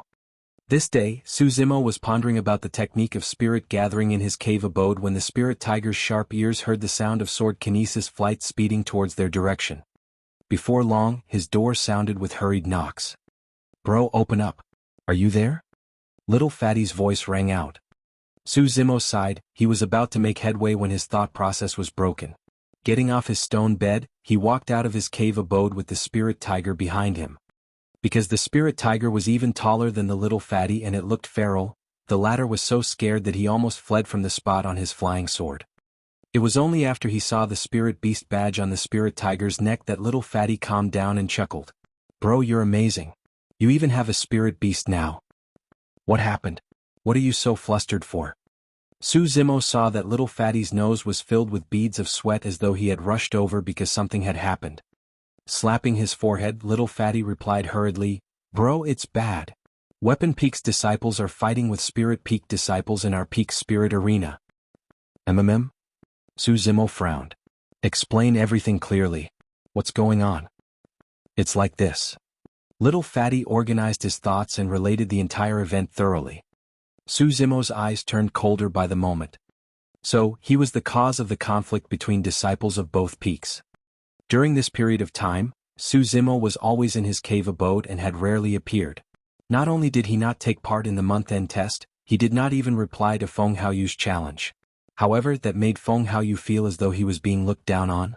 It was an absolute disgrace for him. Naturally, disciples of Spirit Peak began to mock that Su Zimo was a coward who did not dare to accept the challenge and whatnot. When disciples of Weapon Peak heard it, they naturally felt uncomfortable as well, and because of that, both sides had been engaging in a verbal war for the past period of time. Everything escalated to this day when the fight exploded, causing disciples of both peaks to engage in a challenge.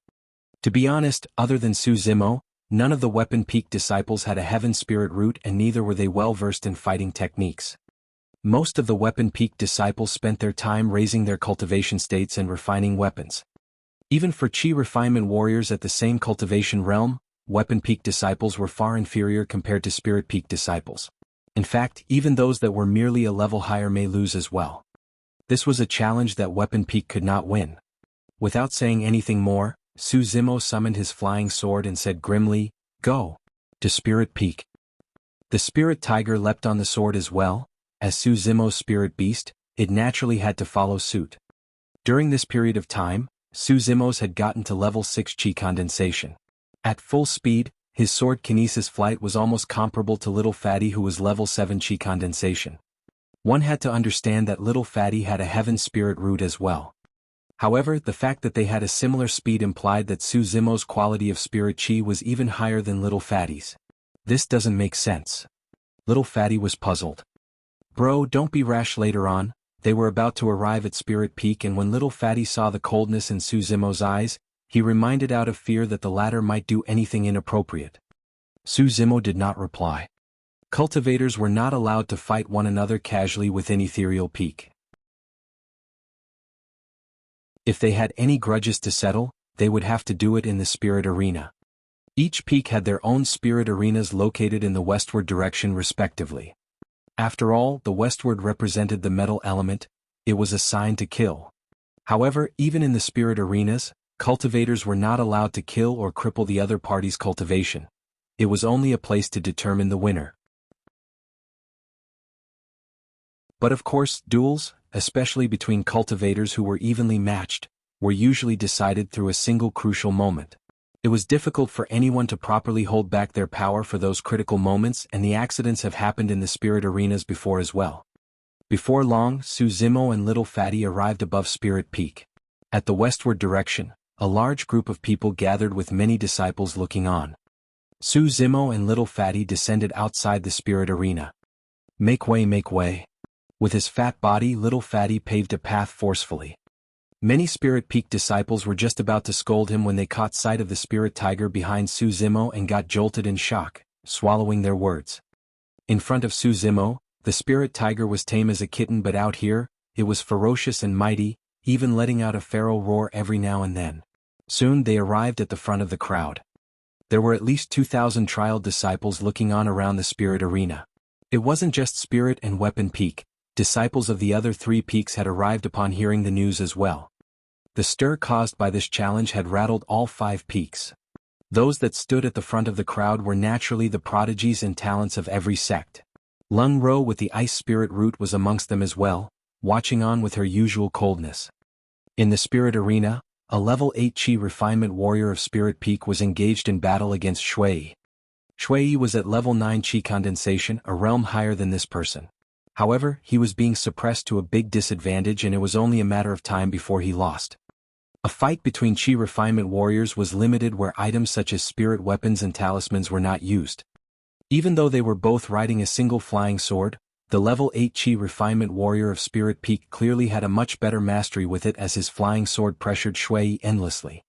Shui's mastery of his flying sword was clearly much clumsier. That's Sun Tao, a Heaven Spirit Root. He's nothing much in Spirit Peak and only listens to Feng Haoyu. Bro. Even though I'm only level 7 Chi Condensation, I might even be able to take down this man too, Little Fatty whispered at the side. Su Zimo nodded his head and looked around, spotting the haughty, purple-robed Feng Haoyu standing nearby. Right then Feng Haoyu turned to look at Su Zimo too. A taunting look flickered through Feng Haoyu's eyes. Fufu, you're finally willing to show yourself? Feng Haoyu scoffed coldly and suddenly declared loudly, Sun Tao, don't drag this anymore and end it quickly. The genius of Weapon Peak is here to watch. Feng Haoyu placed particular emphasis on the word, genius. Right then, countless gazes turned towards Su Zimo. Lung Ro turned slightly and glanced at Su Zimo indifferently before looking back. Despite the intense fight, Sun Tao was still able to afford the distraction of looking out of the Spirit Arena. After he saw Su Zimo, Sun Tao burst out into laughter and activated some hand seals. His flying sword shone brightly and burst forth with energy, hitting Shui's flying sword away and piercing towards his heart. Shui's eyes were instantly panicked. He wanted to dodge, but at the sight of the incoming flying sword, his body went slightly stiff instead. Su Zimo narrowed his eyes. Just as the flying sword was about to pierce Shui's chest, Sun Tao chuckled and adjusted its trajectory upwards. Poof! The flying sword pierced through Shui's shoulder blade and brought forth a stream of blood. Groaning, Shui was brought to a stagger from the force and fell from the Spirit Arena. A couple of disciples from Weapon Peak rushed forth to support Shui, applying ointment on the wound to slowly stop the bleeding. The disciples of Weapon Peak watched angrily and shouted as Sun Tao walked slowly off the Spirit Arena. The winner was already decided. Why did you still injure him? Humph. No one is to blame for his lackluster skills. Sun Tao scoffed coldly. Weapon Peak is only good at talking. Level 9 Chi Condensation? So what? Even if you're a realm above me, you're nothing in my eyes.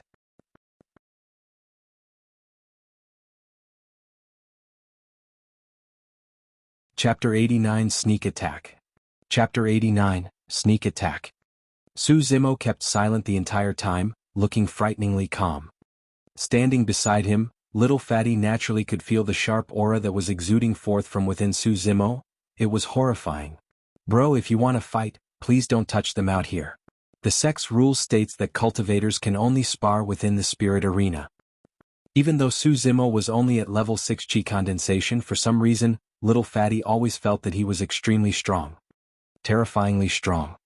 Su Zimo headed up and checked out Shui Yi's wound. The sword had pierced his shoulder blade and the wound would take at least a month to recover. Shui Yi's face was pale. When he caught sight of Su Zimo, he forced out a smile. Junior brother Su, you're here too. Su Zimo nodded his head. Senior brother, rest well. I'll make them pay for this. Don't. Shui Yi's expression changed as he tugged at Su Zimo's arm, shaking his head. Junior brother, don't fall into their trap. The reason why they did this was to lure up into the spirit arena so that they can cripple you, rendering you incapable of taking part in the year-end face-off. That's right, junior brother Su. You don't have to bother with our affairs. As long as you win Feng Haoyu in the year-end face-off, that'll be as good as making them pay, the other Weapon Peak disciples chimed in. Su Zimo shook his head. When he saw that, Shui was even more anxious. Junior brother, you've only joined the sect for less than 3 months, so you've probably never been to Spirit Peak to learn battling techniques between cultivators. How are you going to fight them? I'm at level 9 chi condensation and I lost, let alone your level 6. Don't be silly. Even though Shui Yi's words were unkind, he had actually said them out of concern. Humph. Sun Tao, who had exited the spirit arena, passed by Su Zimo and the others. When he heard that, he smirked and raised his brow. If junior brother Su wants to have a fight, we've got other level 6 chi condensation disciples in Spirit Peak. If that doesn't work, how about I get a level 5 to go against you? How's that sound? Haha. A series of laughter burst forth from the crowd. Junior brother Su, I'm only at level 5 chi condensation. I'm willing to spar you in the spirit arena, do you dare to? A disciple from Spirit Peak stood up. Another Spirit Peak disciple yelled, Junior brother Su, we joined the sect at the same time. Even though I'm only at level 4 chi condensation now, I can still be your opponent too. Feng Haoyu looked at Su Zimo and remarked idly, if you're thinking of finding a level 3 chi refinement warrior as an opponent, then I guess that's something Spirit Peak doesn't have. Ha ha ha. The laughter roared even louder. That's too much. The disciples of Weapon Peak were so angry that their faces went green. Little Fatty sighed at the side. Even though he sided with Su Zimo, he was still someone of Spirit Peak at the end of the day and could not say anything at the moment. Shui Yi clutched his wound and said softly, Junior brother Su, let's head back. Don't fall for their trap. I was the cause of this to begin with, so things should end with me. Right after he said that, Su Zimo turned to look at Feng Haoyu before saying slowly, Feng Haoyu, for the sake of that fake title of being top of 3 peaks, you've created so much trouble directly and indirectly. I had initially thought that you would be a somebody, but now... Su Zimo did not continue, merely shaking his head. A gold glare flickered through Feng Haoyu's eyes as he asked icily, what do you mean by that? You've been wanting to challenge me, right? Su Zimo continued, as you wish. Get to the spirit arena then. The voices in the crowd gradually vanished. Everyone looked at Su Zimo in astonishment, unable to believe what they had just heard. Su Zimo wanted to challenge Feng Haoyu. One was at level 6 chi condensation while the other was at level 8. One was a disciple of Weapon Peak, untrained in fighting techniques, while the other was the #1 genius of Spirit Peak. The difference between the two of them was like heaven and earth. Even little Fatty was stumped as well. While he believed that Su Zimo was strong, it wasn't to the extent of Feng Haoyu's strength. But the sudden challenge declaration to Feng Haoyu sent little Fatty into a fluster. Junior brother Su, don't do that. Shui Yi thought that Su Zimo had issued the challenge because he was young and impetuous. Ha ha ha. After a momentary silence, an even louder roar of laughter burst out from the crowd. Some of the Spirit Peak disciples clutched at their stomachs in laughter. I can't do it. The Su Zimo is way too hilarious. He wants to challenge junior brother Feng. That's what I call overestimating one's strength. Isn't that right? How did he manage to even say it out? That guy is real thick, that's for sure. Feng Haoyu merely smiled and watched Su Zimo silently. He did not have to say anything. By now, Su Zimo was already a laughingstock of the entire place. Sun Tao said with a stifled chuckle nearby, "Are you even fit to challenge junior brother Feng?" Su Zimo eyed him and replied coldly, "Don't worry, once I'm done with him, you'll be next." Roar. Suddenly, the spirit tiger lowered its body and gave off an ear-piercing howl, silencing the clamor of the crowd instantly. Many of the disciples that were onlooking were shocked as well, stumbling back instinctively as a stir broke out through the moving crowd. Scouring around the place, the spirit tiger's aura was ferocious as it looked on with feral eyes and snarling teeth. Some of the female disciples were so rattled that they screamed endlessly. This ended the spirit tiger's previous depression as it gloated internally. The fact that it was subdued by Su Zimo did not mean that it was weak. On the contrary, it was strong. In fact, a high-level chi refinement warrior might not even win it in a death bout. Most of the Spirit Peak disciples head out often and have been in many battles including against spirit beasts. Right now, they were much more composed as they realized that this was Su Zimo's spirit beast from the badge on its neck. Sun Tao narrowed his gaze and sneakily dodged away from the spirit tiger's line of view. Pulling out a flying sword stealthily, his eyes were filled with malicious intent. Swoosh! The flying sword left his hand and shot out towards the spirit tiger's head. Sun Tao's attack was extremely sneaky without any warning at all. Coupled with the fact that there were more than 2,000 people around, the entire place was noisy with auras mixed together. By the time the spirit tiger noticed, the flying sword was already near to it. It was an extremely vicious move that was aimed on killing it without holding back at all. With its life at stake, the spirit tiger leapt to the side and slanted its head as quickly as possible. Shing! A stream of blood flashed by. A long, bloody wound appeared on the body of the spirit tiger as its skin peeled outwards with blood flowing endlessly. Roar! Crumbling to the ground, the spirit tiger's body shivered repeatedly. It howled out miserably with pain in its eyes. MMM? Su Zimo's expression changed as he turned around sharply. Looking at the spirit tiger injured on the ground, his heart was filled with a strong killing intent. The reason why Su Zimo did not realize the danger approaching was because Sun Tao's attack was not aimed for him. By the time he heard the sound of the flying sword, it was too late.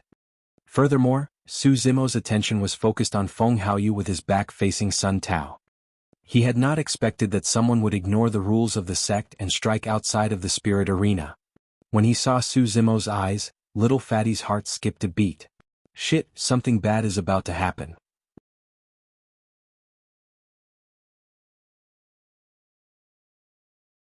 Chapter 90 Strike. Chapter 90, Strike. Failed to pierce the spirit tiger's head, Sun Tao's eyes filled with a trace of disappointment as he harumphed coldly, "You got lucky, beast." Courting. Death. A demonic red light shimmered through the depths of Su Zimo's eyes as he hollered. Suddenly, he arrived in front of Sun Tao within a single step that crossed 20 feet. That was none other than the Plow Heaven stride. Even though it looked plain, it was intimidating as Sun Tao was so rattled that blood drained from his face. He suddenly felt as though the being before him was not a human, but an ancient beast. Su Zimo's killing intent was torrential. With a backhand slap, he whipped at Sun Tao's cheek. Bang! Sun Tao could not fight back at all. The last thing he knew was his vision blackening. He was knocked down by Su Zimo. Crashing headfirst, a large pit formed around his head as he fainted on the spot with blood oozing from his eyes, nose, ears and mouth. Above the spirit arena somewhere beyond the clouds where the eyes could not reach, a surprised murmur sounded out. A gigantic pair of wings that was barely visible appeared with a pair of eyes observing everything beneath coldly. Weird. How come that lad's blood has? A barely perceivable mutter could be heard from above the skies. At the spirit arena, the entire series of events caused an uproar. It started with Sun Tao's sneak attack that injured Su Zimo's spirit tiger. That was something that everything could still accept as reality. But what happened next had them all stunned. By the time little Fatty wanted to prevent it, it was already too late. No one had expected that Su Zimo would lay a hand on Sun Tao. Not just that, Sun Tao was knocked out with a single slap and no one knew if he was even alive still. Careless. It must be out of carelessness. That was the first thought across everyone's mind. Sun Tao was a level 8 Qi refinement warrior of Spirit Peak. The only possibility for him to be defeated by a level 6 Qi refinement warrior of Weapon Peak in a single move must be because he was being careless. It's over, it's over. Bro totally ignored the sect's rules and laid a hand on a fellow sect mate out of the spirit arena. Now no one even knows if Sun Tao is still alive. This is bad. Little Fatty scratched his ears and cheeks anxiously, trying to think of a way out of this. Insolent. Audacious. Su Zimo, how dare you break our sect's rules and hurt a fellow sect mate? You're the one courting death. Many disciples of Spirit Peak rushed out from the crowd and surrounded Su Zimo, barking at him angrily with unfriendly looks. Watching everything nearby, Feng Haoyu's eyes filled with a taunting look as he gloated internally. Seems like I don't even have to do it personally anymore. What a witless fool Fufu. Su Zimo's expression was unchanged as he looked at the surrounding Spirit Peak disciples coldly. Squatting down, he applied ointment to the Spirit Tiger's wound. The Spirit Tiger endured through the pain and looked at Su Zimo with blinking eyes, feeling a sense of warmness gush through its heart.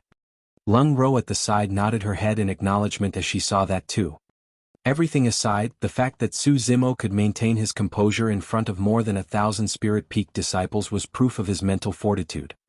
She acknowledged that she wouldn't even be able to match Su Zimo's calmness. Everyone, please don't be rash. Don't get hasty now, guys. Little Fatty hopped out and bowed to everyone, giggling. If you guys make a move, that means that everyone would have broken the sect's rules too, right?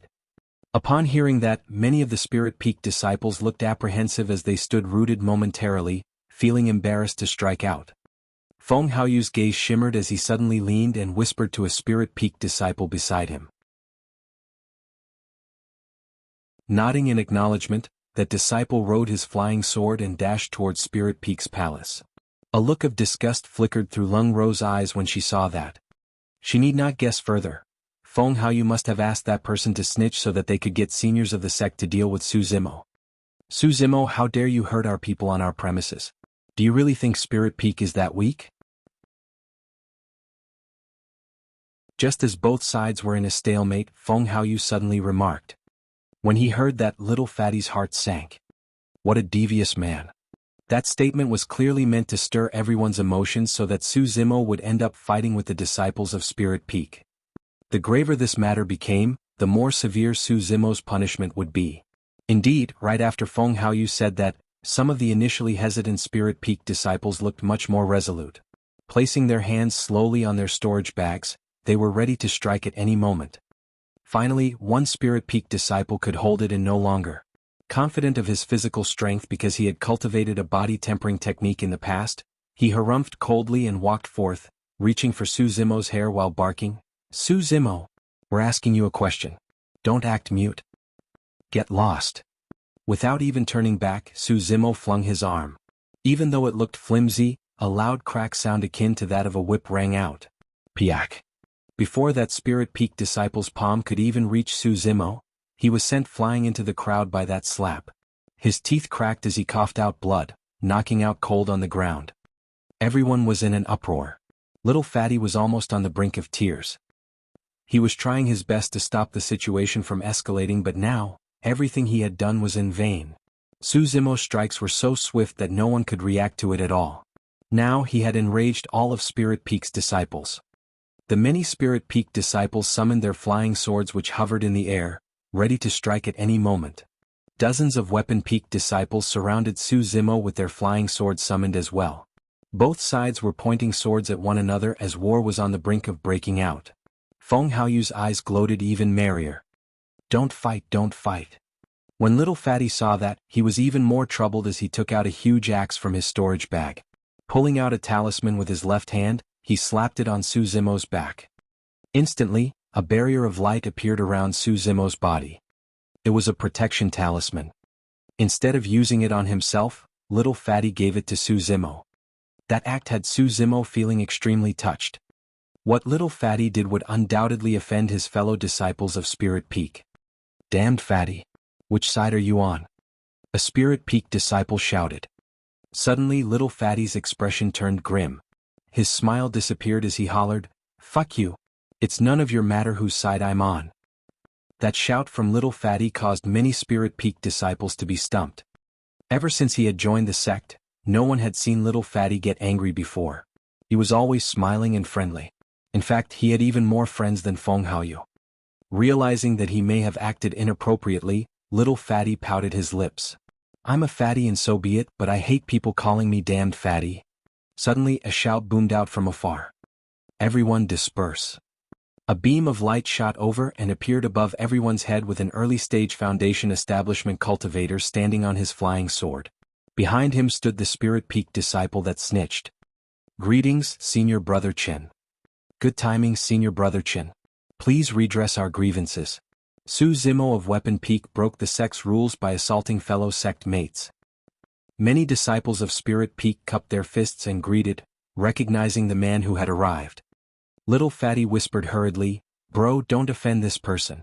He's an inner sect disciple of the disciplinary hall, Qinyu. He must be here to cause trouble for you because he's on friendly terms with Feng Haoyu. Please just bear with it. Pausing for a moment, Little Fatty continued, afraid that Su Zimo might not understand the severity of things, we can't afford to offend inner sect disciples. Otherwise we'll suffer after we get promoted to the inner sect. Besides, he's someone of the disciplinary hall.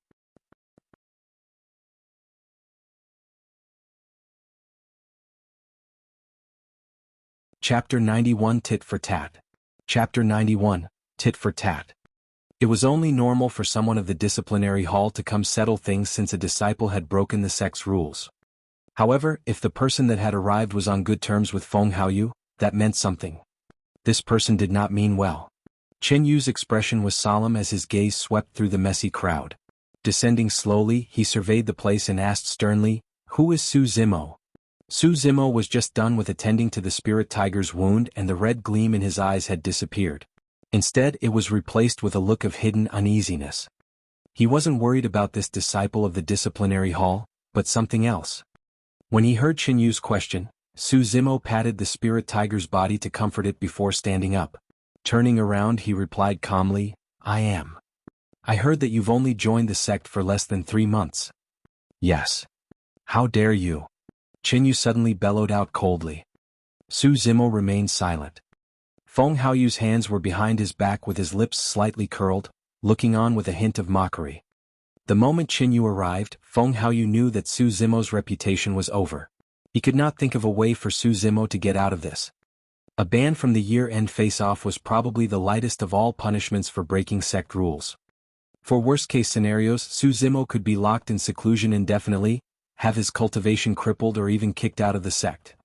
Chen Yu smirked internally at Su Zimo's silence and declared, Su Zimo, you've broken our sect rules by hurting your fellow sect mates. In the name of the disciplinary hall, I shall cripple you and kick you out of the sect. The moment he said that, everyone's expressions changed. That punishment was way too severe. Even disciples from Spirit Peak felt that it was a little too cruel as they looked at Su Zimo with pity.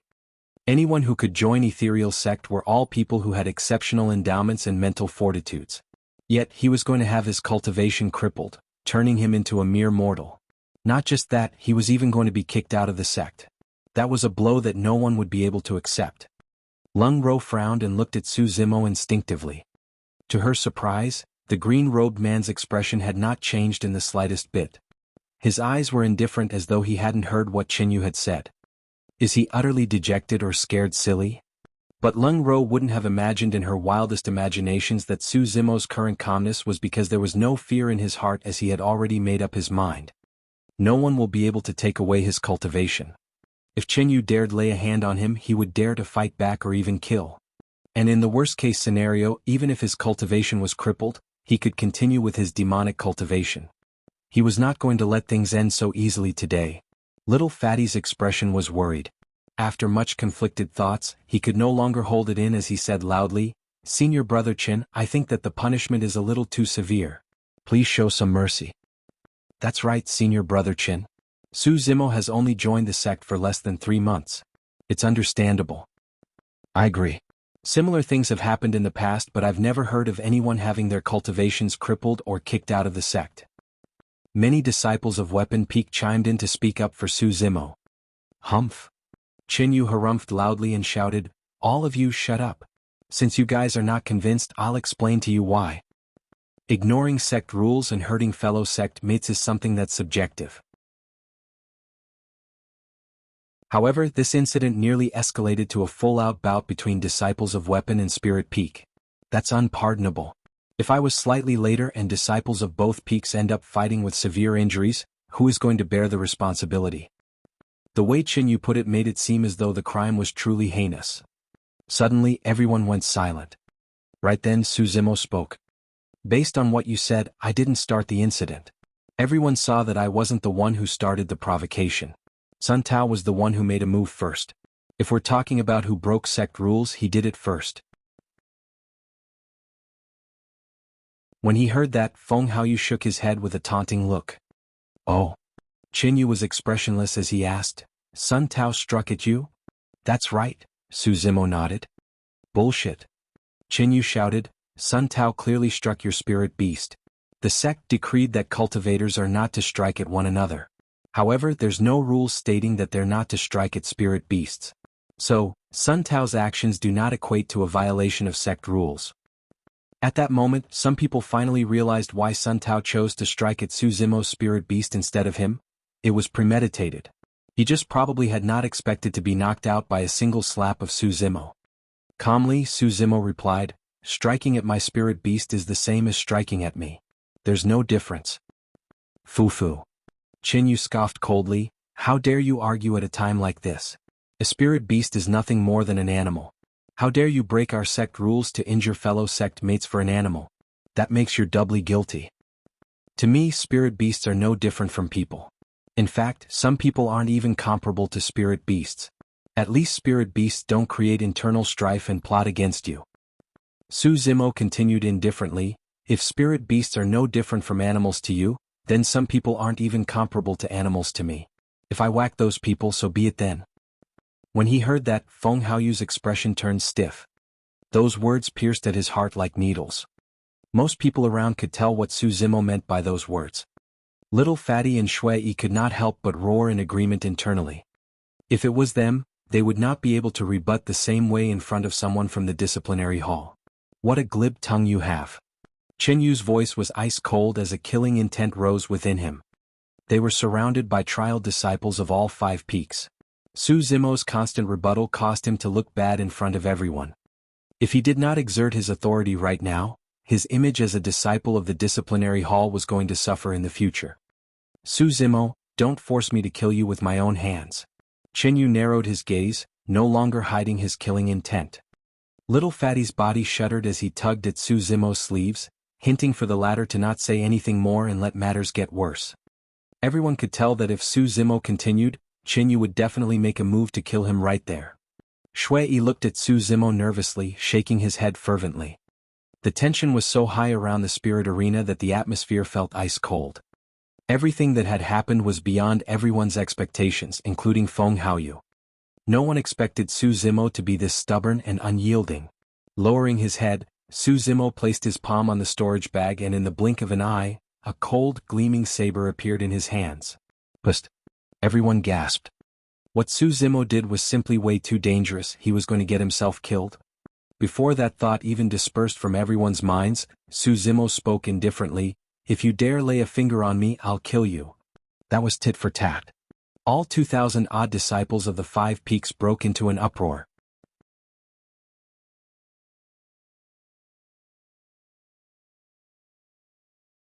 Chapter 92 Hidden Eyes. Chapter 92 Hidden Eyes. Above in the clouds, the hidden eyes had not left and was watching everything unfold beneath keenly. When it heard Suzimo's declaration, an amused look appeared in those eyes. Brave lad indeed. Interesting. At the spirit arena, all the disciples were in shock. They were not even thinking about how a level 6 chi refinement warrior could go against a disciple of the disciplinary hall. All of their thoughts were on how Suzimo even had the courage to make such a declaration. There were only 2 possibilities, he was either stupid or insane. Everyone looked at Suzimo as though they were looking at a dead man. Initially, Jianghu had only wanted to cripple Suzimo's cultivation and kick him out of the sect. But now he could rightfully kill Suzimo on the spot. Well. Chen Yu's anger turned into laughter as he nodded his head repeatedly, remarking coldly, "To think that trial disciples of Weapon Peak have fallen to such a state where they don't even know what's good for them. Since you want to die, I'll grant you your wish." Slapping his storage bag, a flying sword appeared in Chen Yu's palm. Injecting spirit chi to it, the flying sword shone with a bright gleam as two bedazzling spirit lights appeared on the sword. It was a middle-grade spirit weapon. Su Zimo narrowed his gaze. Right as he was about to move, an authoritative voice boomed out from the skies. "Stop." A shadow appeared and sped over with a frightening speed.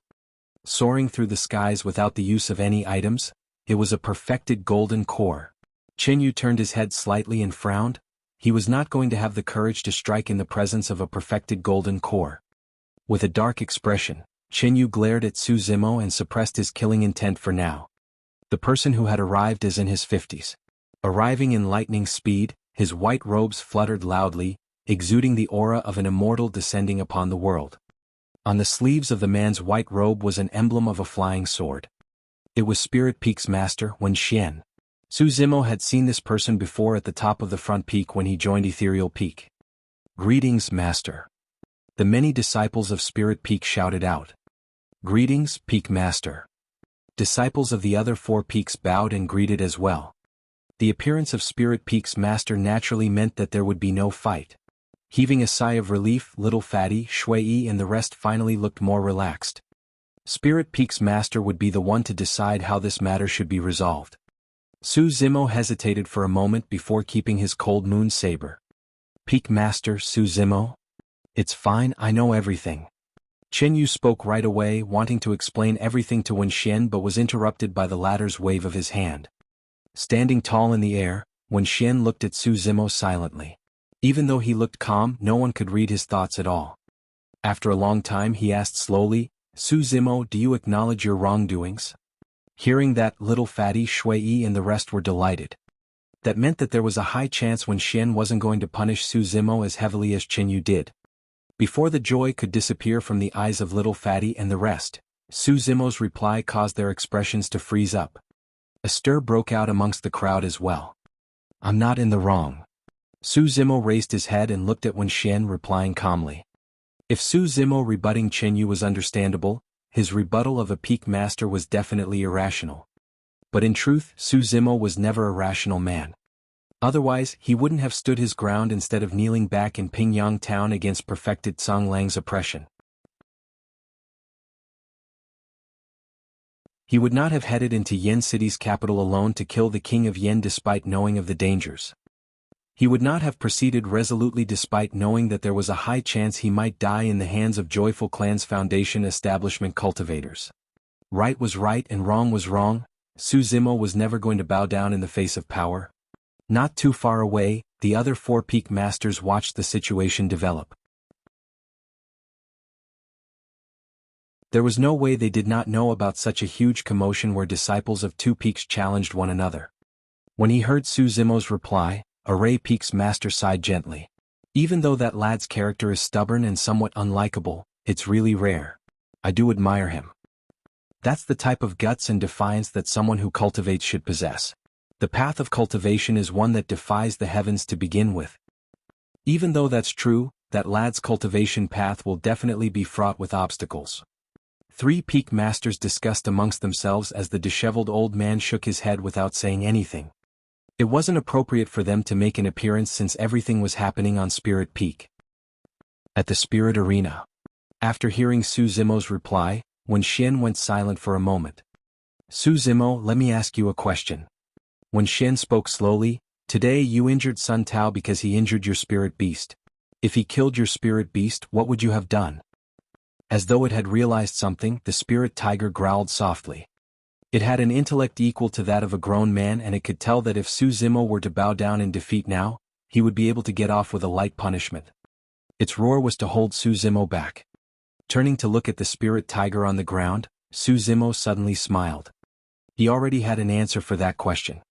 Su Zimo was bent on revenge against perfected Song Lang for killing his steed, Jure Feng. Why would things be different now that this spirit tiger was his spirit beast too? "Of course I'll kill him." "You'd kill your fellow sect mate for a spirit beast?" "Yes." "Give me a reason."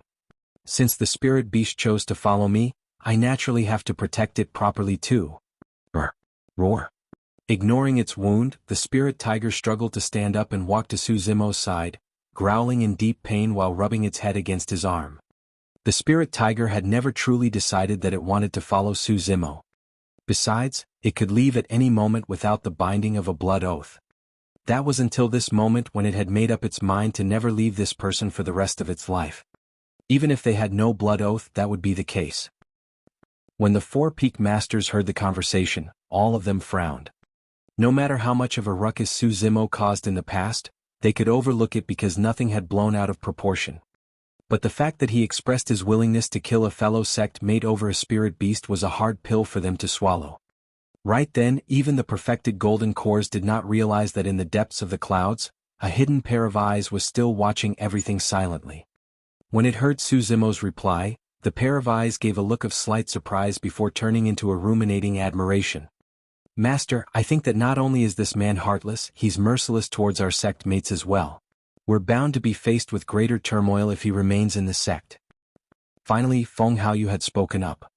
The meaning of his words was clear: kick Suzimo out of the sect. When Xian was silent, countless pairs of eyes watched him, awaiting his final decision.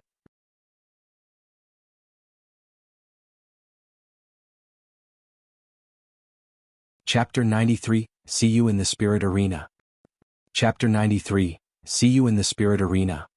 Suddenly, when Xian asked, Suzimo, as a heaven spirit root, your endowment completely qualifies you for Spirit Peak.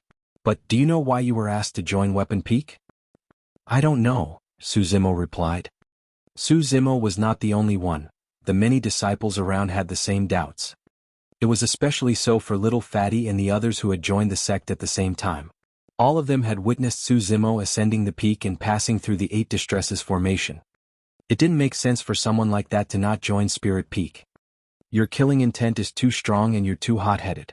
The reason why you were asked to join Weapon Peak and learn about weapon refinement was to train your mind and mow away your rashness. Once you're ready, you can naturally join Spirit Peak thereafter. At that, everyone finally understood. Shaking his head, when Xian's eyes were filled with pity as he sighed. But it's a pity that you're still the same despite 3 months of mowing. Everyone could tell of the deep disappointment within when Xian's tone. Pausing for a moment as though he had made a decision, when Xian took a deep breath and declared, Suzimo, trial disciple of Weapon Peak.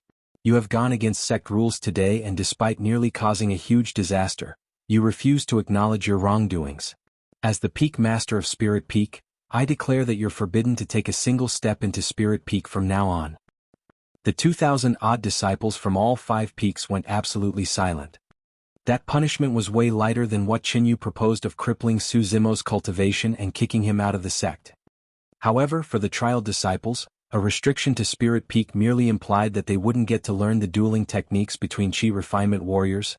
It wasn't a huge loss. Little Fatty, Shui, and the rest heaved a sigh of relief. No matter what, being forbidden to enter Spirit Peak was way better than having one's cultivation crippled and kicked out of the sect. Even though Feng Haoyu was expressionless, he was indignant within. He had plotted immensely to create today's situation for the sake of getting Suzimo kicked out of the sect. But it was all in vain. Even though that punishment seemed heavy, it would not prevent Suzimo from taking part in the year-end face-off.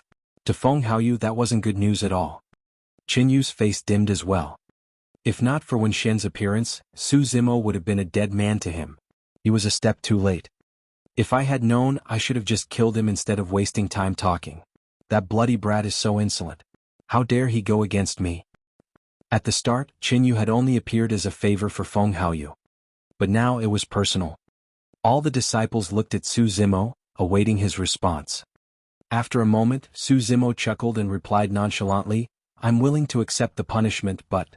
Little Fatty and the rest had just felt relieved when their hearts sank once more. Suzimo changed the topic and cast his gaze at Feng Haoyu, saying in a gradually intense tone, This is not the end of today yet. Feng Haoyu, we both know the reason behind this challenge between disciples of both peaks. Since you want to fight, I'll grant your wish. Feng Haoyu smirked coldly in disdain. Initially, I had only planned on taking part in the year-end face-off for Weapon Peak. But now I've changed my mind. Suzimo continued indifferently, listen up. For the year-end face-off, not only would you fail to get top for Weapon Peak, you won't succeed for Elixir Peak as well. Feng Haoyu had boasted previously that he wanted to be the top of Weapon, Elixir and Spirit Peak. But Su Zimo's intent was clear, he was going to stop Feng Haoyu. Only the moment Su Zimo's declaration was said, a series of scoffs broke out from the crowd. Even though refining weapons and elixirs both require spirit fire, both are completely different things. In the cultivation world, there has never been someone who was both a weapon and elixir refinement master. Furthermore, the amount of time and energy a person had was limited. Spending a portion of it on refining of elixirs or weapons was already the limit, let alone mastering both or even being number one in time. By now there was only half a year left to the year-end face-off. This was definitely not enough time. But of course, it was undeniable that Su Zimo had a level 3 spirit fire. If he were to spend the rest of his next 6 months on refining elixirs and weapons, he would definitely be quite a threat to Feng Haoyu. That's not all. Just as everyone was in deep thoughts, Su Zimo said something which caused a huge uproar. Peak Master has forbidden me from stepping into Spirit Peak, so naturally, I can't take part in the Spirit Peak face-off. But once that is over, whether you're top in Spirit Peak or not, I'll issue you a challenge. See you, in the Spirit Arena. All the 2,000-odd disciples froze dumbfounded. Su Zimo's final statement was beyond their imaginations. The fact that he could cultivate a level 3 spirit fire was something that every one of the 5 peaks knew about. Therefore, it was still understandable for him to want to go against Feng Haoyu in terms of refining elixirs or weapons. But now, he was declaring war against Feng Haoyu as a level 6 Qi refinement warrior? That was insane. If he was going to spend his next 6 months on weapon and elixir refinement, how was he going to have the time to raise his cultivation? And even if Su Zimo could reach perfected Qi condensation, he was not well versed in battles. Without a chance to step into Spirit Peak, how was he going to learn how to fight? How could he stand up against Feng Haoyu? He was just setting himself up to be humiliated. Fu. Right then Feng Haoyu finally laughed as he nodded. Amazing. Junior brother Su truly has an extraordinary spirit and courage. Since that's the case, I'll definitely accept the challenge at that time. I hope that you'll be able to give me a surprise. Don't worry. Su Zimo chuckled as well. It'll be a surprise for sure. I just don't know if you can still laugh thereafter. Ugh. The various disciples of Weapon Peak sighed grimly. Deep in his thoughts, Little Fatty looked moody as well. Disciples of Talisman, Array and Elixir Peak looked excited, awaiting the show at the end of the year. However, disciples of Spirit Peak were just waiting to see Su Zimo make a fool out of himself. Before long, today's events would spread through Ethereal Peak and even inner sect disciples would get to know about it, piquing their interest to watch. No matter what, with today's incident, the year-end face-off was now different from those in the past. Everyone would be awaiting it.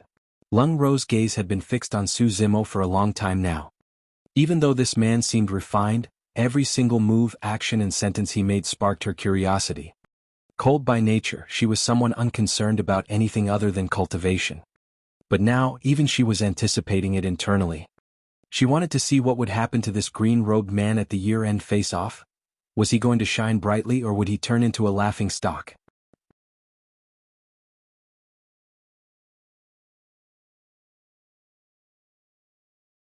Chapter 94, 3 Major Secret Skills. Chapter 94, 3 Major Secret Skills. Summoning his flying sword, Su Zimo supported the spirit tiger on it carefully before hopping on himself. He nodded to Shui and everyone else. Fellow senior brothers, I'll make a move first. We'll leave as well. The many disciples of Weapon Peak summoned their flying swords and sped off after Su Zimo, leaving Spirit Peak. Little Fatty hesitated for a moment before making up his mind and followed suit. Before long, Su Zimo and the others disappeared from everyone's sights. Disciples of the other 3 peaks gradually dispersed from Spirit Peak as well. It was a momentary still to the current crisis. However, everyone knew that the year-end face-off would definitely create a huge stir. The eventual victor will be decided 6 months later. At the same time, a gigantic pair of wings tore through the skies from the depths of the clouds, flying into Ethereal Palace. If any disciples of the sect saw that, they would have recognized the owner of those wings as the mystical guardian beast, that terrifying crane.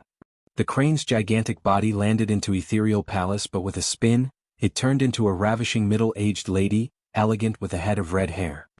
Caw-caw. A cry came from a room as a smaller crane dashed over sadly upon sensing the aura of the red-headed beauty, flapping its wings furiously.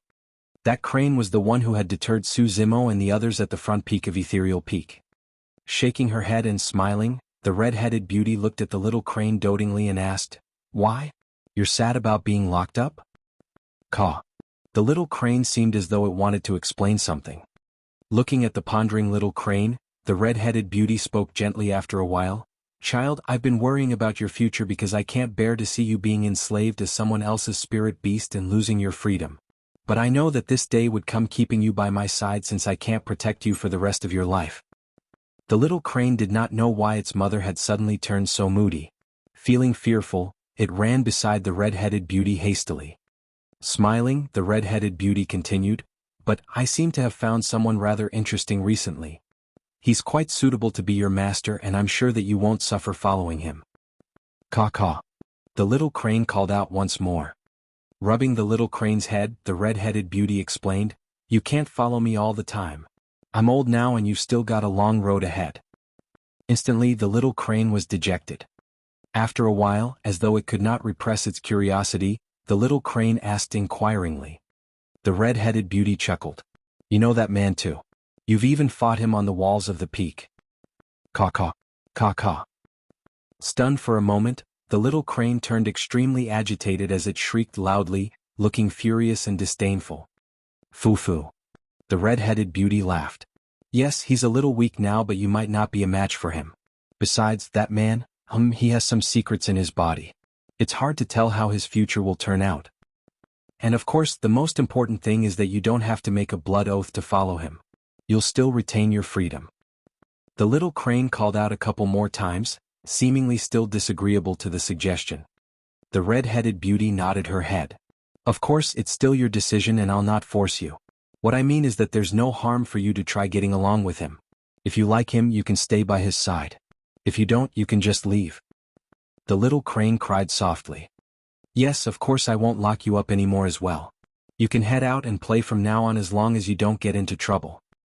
Rolling its eyes, the little crane lamented.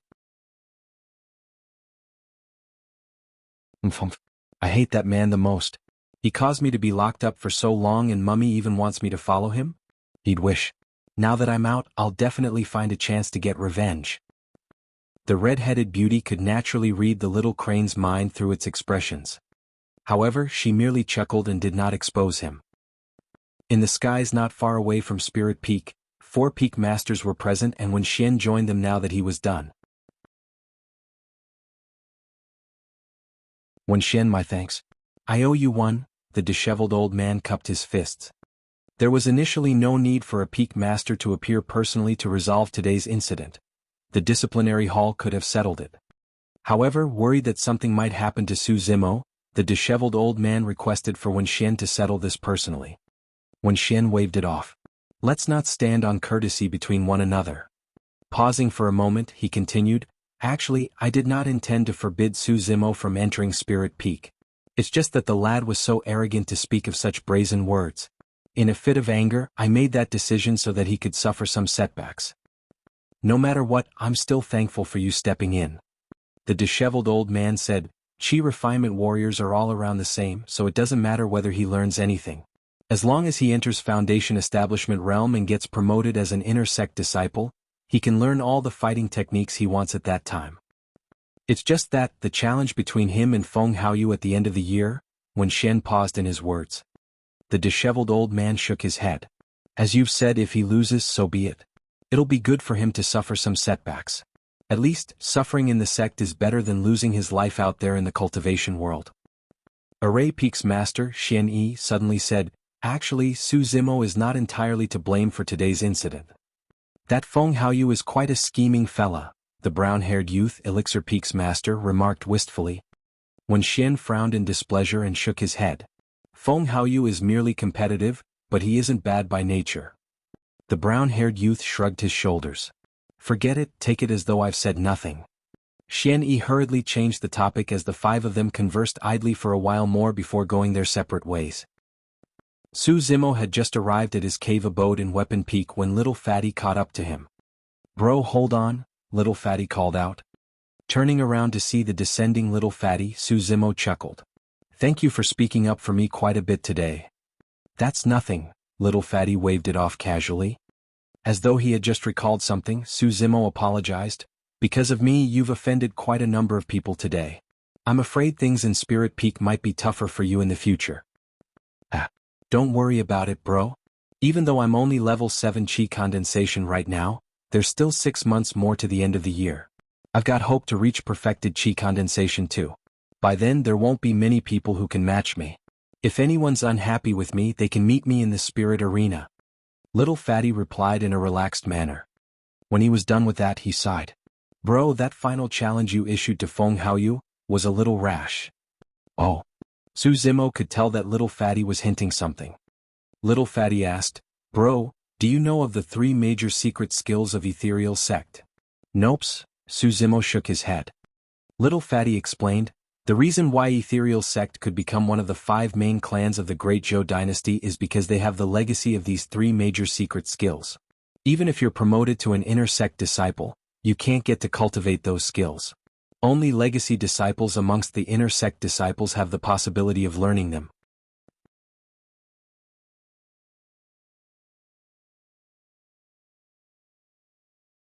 Chapter 95 Hidden Ailment.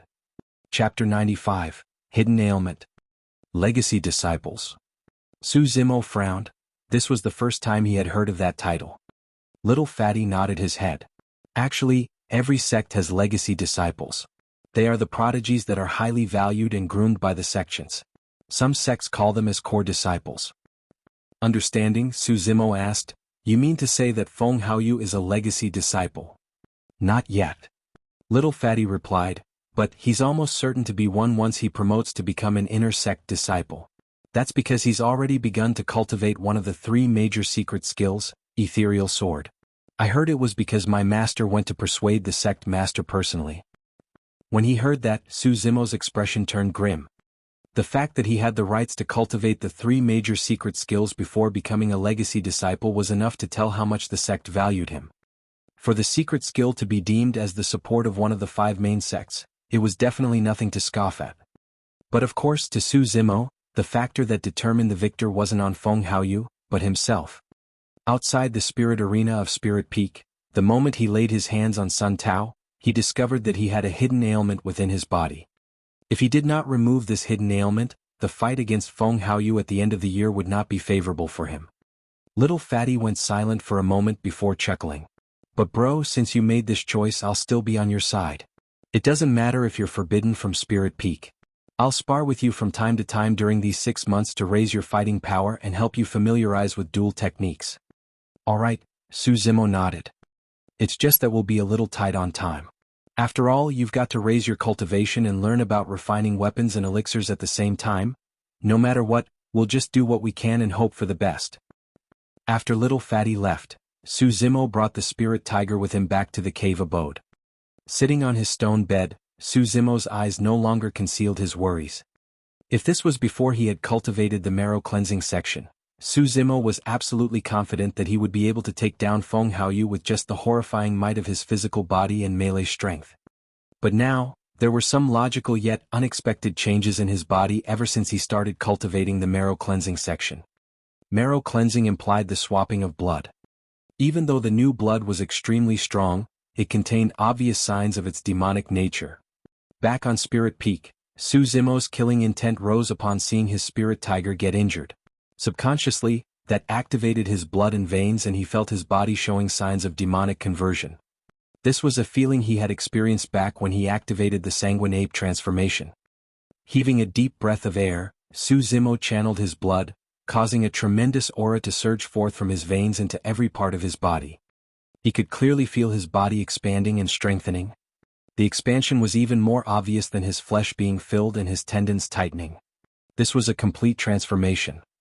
His clothes were torn apart by his body, turning into shreds. Even though he could not see his own appearance, Su Zimo knew that he definitely did not look like the refined scholar he was right now. At the side, the spirit tiger glared uneasily. It wasn't just because it felt foreign towards Su Zimo's appearance. The aura Su Zimo was emitting was chilling and horrifying. Lowering his head, Su Zimo caught sight of his left hand's fingernails growing out, jade white and sharp as blades. Merely making contact with them gave off the sound of metal clashing. With a single thought, those frightening nails retracted. The spirit tiger was entirely stumped. Su Zimo's palms were no different from its own palms, where it could retract and release its claws at any time. Green veins popped up and lined all over Su Zimo's arms, thick like pythons coiling around in a frightening manner. How could this be the arm of a human? Using spirit chi, Su Zimo conjured a water mirror. Through the shimmering light, he caught sight of a half-human half-demon appearance. With bloodshot eyes, it was like a mix of an ape and human. His arm trembled and the water mirror disappeared. His entire body was almost transformed save for his right hand that retained its appearance. Fair and tender with long nails, it looked like any other human's. His right hand had always been somewhat strange. Su Zimo had started realizing it back when it could create a level 3 spirit fire. However, he did not know the exact reason why. Heaving a deep breath of air, Su Zimo's blood began to calm down as his demonic appearance faded too. This was the consequences of demonic cultivation. The effects were not so obvious in terms of tendons transformation, body tempering and bone strengthening. However, now that he was swapping blood through marrow cleansing, Su Zimo was showing signs of truly turning to a demon. This was not what he wanted. No matter what, he was a human and did not wish to become a true demon. He had yet to cultivate the marrow cleansing to an initial success yet. But once that was done, or if he had achieved phenomenal success, his blood may undergo endless changes and he may never be able to revert to his current appearance. He could almost imagine the consequences of him failing to control himself earlier on at Spirit Peak and revealing his demonic state. First, he might be killed on the spot. Second, he might be forced into a blood oath to become someone's spirit beast. If Su Zimo had revealed his demonic appearance, no one would take him as a human. The only way demons could survive in the cultivation world was by becoming the spirit beasts of cultivators. It was either that or he would have to leave the sect and live within mountains and forests from now on, mixing around with true spirit beasts while cutting off all ties with his family and kin. That was something Su Zimo could not do. Yet he was not willing to give up on demonic cultivation as well. What should I do? He was lost. Naturally, the greatest challenge to Su Zimo right now was the fight against Feng Haoyu at the end of the year. Right now, he had no way of controlling his blood, and if his blood churned while he engaged in melee combat, he was definitely going to reveal his demonic nature. By then, many seniors of the sect in the audience would take him down before Feng Haoyu could. If he wanted to win Feng Haoyu, he could only rely on immortality cultivation methods, making use of fighting techniques between chi refinement warriors. However, he was almost blank in that department since he had never practiced for it. There were still 6 months till the end of the year face-off. Raising his cultivation, refining elixirs and weapons while mastering sword-wielding and fighting techniques between chi refinement warriors. Su Zimo made up his mind to pause on the marrow cleansing section. It wasn't just because he did not have time. More than that, he did not dare to carry on.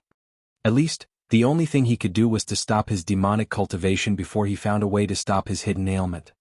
Retrieving the weapon tripod from his storage bag, Su Zimo began to work on the step of spirit gathering. He had a hunch that he would be able to figure out the technique to spirit gathering soon. That was the most important step in weapon refinement.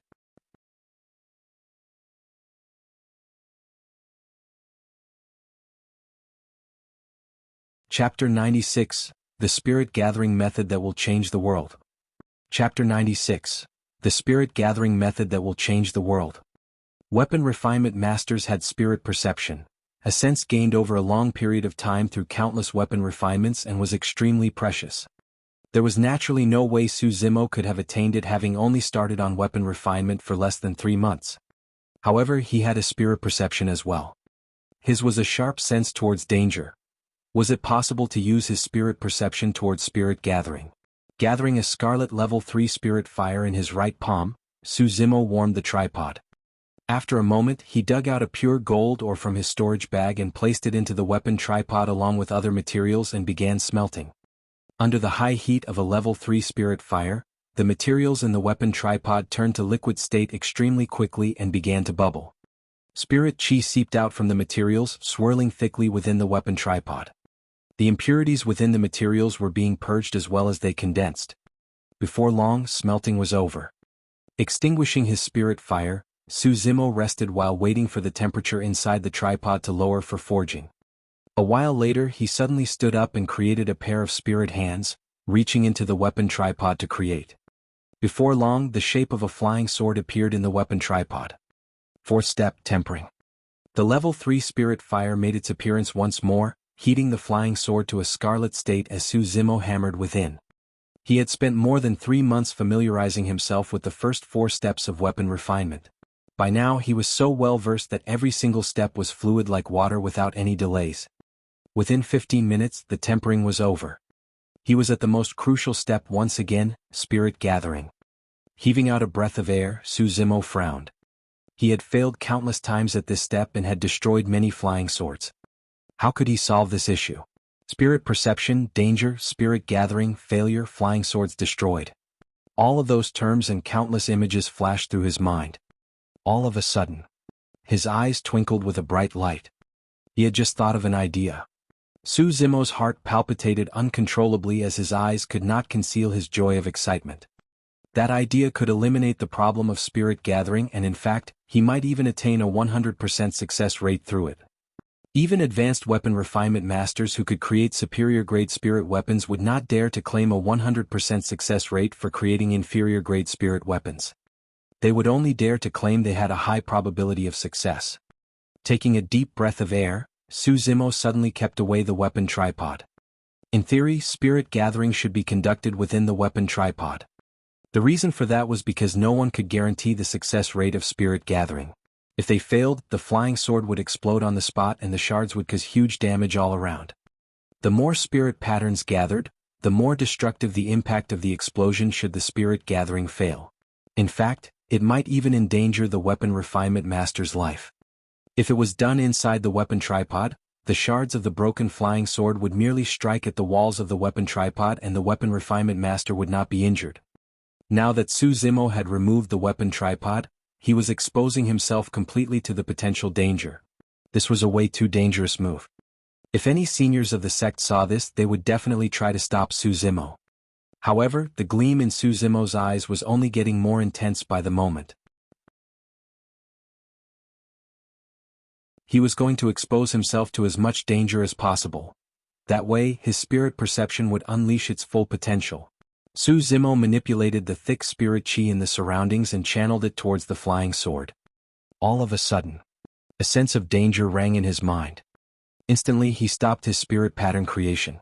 The sword was unchanged and undamaged. Su Zimo heaved out a sigh of relief.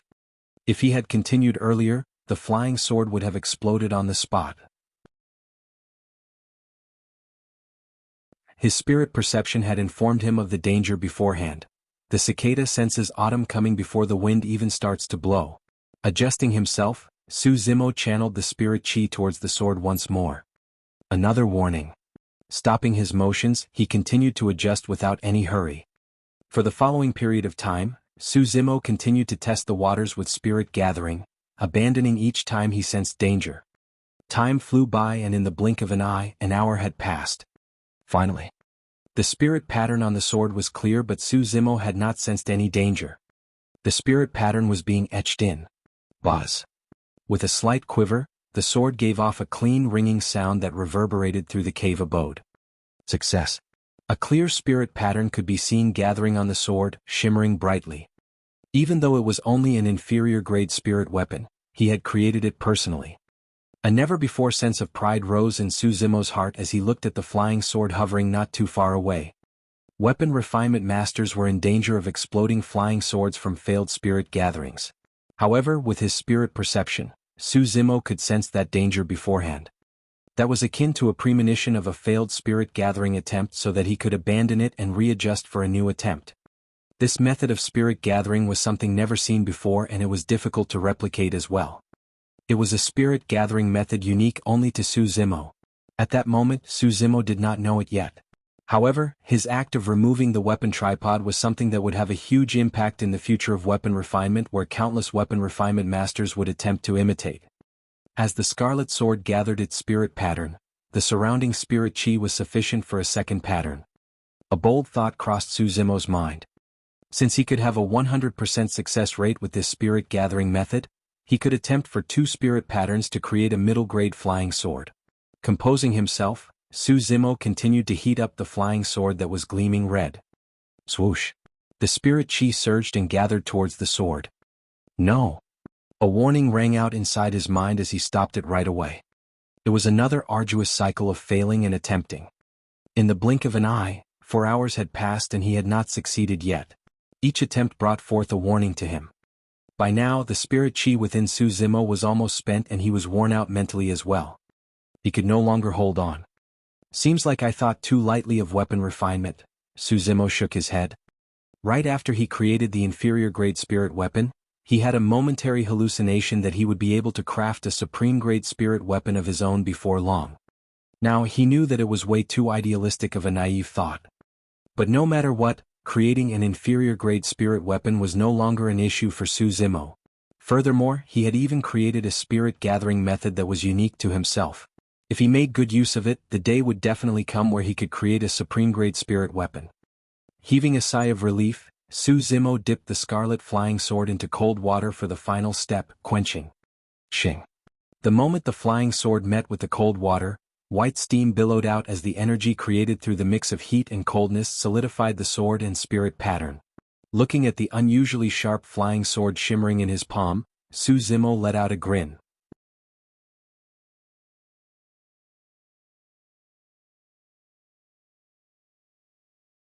Chapter 97, Elixir Refinement Beginner. Chapter 97, Elixir Refinement Beginner. For the next few days, Su Zimo was in no rush to leave his cave abode. Instead, he chose to remain in seclusion to practice his self-invented spirit-gathering method. As he had expected, he was truly able to achieve a 100% success rate for spirit gathering after removing the weapon tripod. The pity was that he could only create a single spirit pattern each time. He had yet to succeed on a second spirit pattern. Initially, Su Zimo thought that the materials used were the cause for it. However, he still could not create any results even after using the pure gold crystal. Puzzled, he decided to stop his efforts on weapon refinement for the time being. His victory at the year-end weapon peak face-off was assured with a 100% success rate of creating inferior-grade spirit weapons. He had 6 months left and he still had to raise his cultivation, learn fighting techniques and elixir refinement. Towards refining elixirs, Su Zimo had zero knowledge. However, he had no intention of boasting about his current feats. The fact that he was able to create an inferior-grade spirit weapon after just 3 months into weapon refinement was something that would shock the world. Furthermore, Su Zimo's intention was to defeat Feng Haoyu completely during the year-end face-off. If news of his feat was spread now, there was a chance that Feng Haoyu could avoid the challenge. This day, Su Zimo headed out of his cave abode and flew towards Elixir Peak on his flying sword. He intended to spend his time on learning the craft of refining elixirs. Because the 5 peaks weren't really far apart, it did not take long before Su Zimo arrived on Elixir Peak.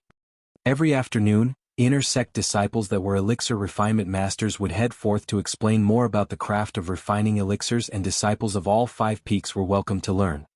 Elixir and Weapon Peak were similar in strength. Both were the 2 weakest peaks in Ethereal Peak.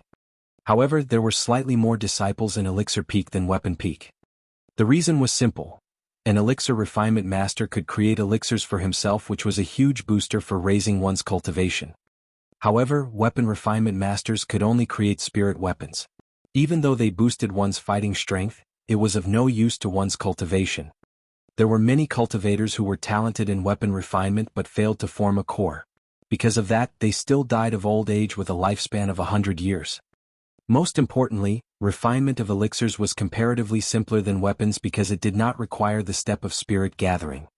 Spirit gathering was something so difficult that through the history of time, there were no weapon refinement masters who would dare proclaim a 100% success rate. Su Zimo was the only one. Su Zimo's arrival at Elixir Peak attracted quite a bit of attention. After the events of the Spirit Arena, there were now extremely few trial disciples of the 5 peaks who did not recognize him. The feud between him and Feng Haoyu was something everyone knew about. Of course, the disciples of Elixir Peak were unsurprised at Su Zimo's appearance on Elixir Peak too. Afternoon.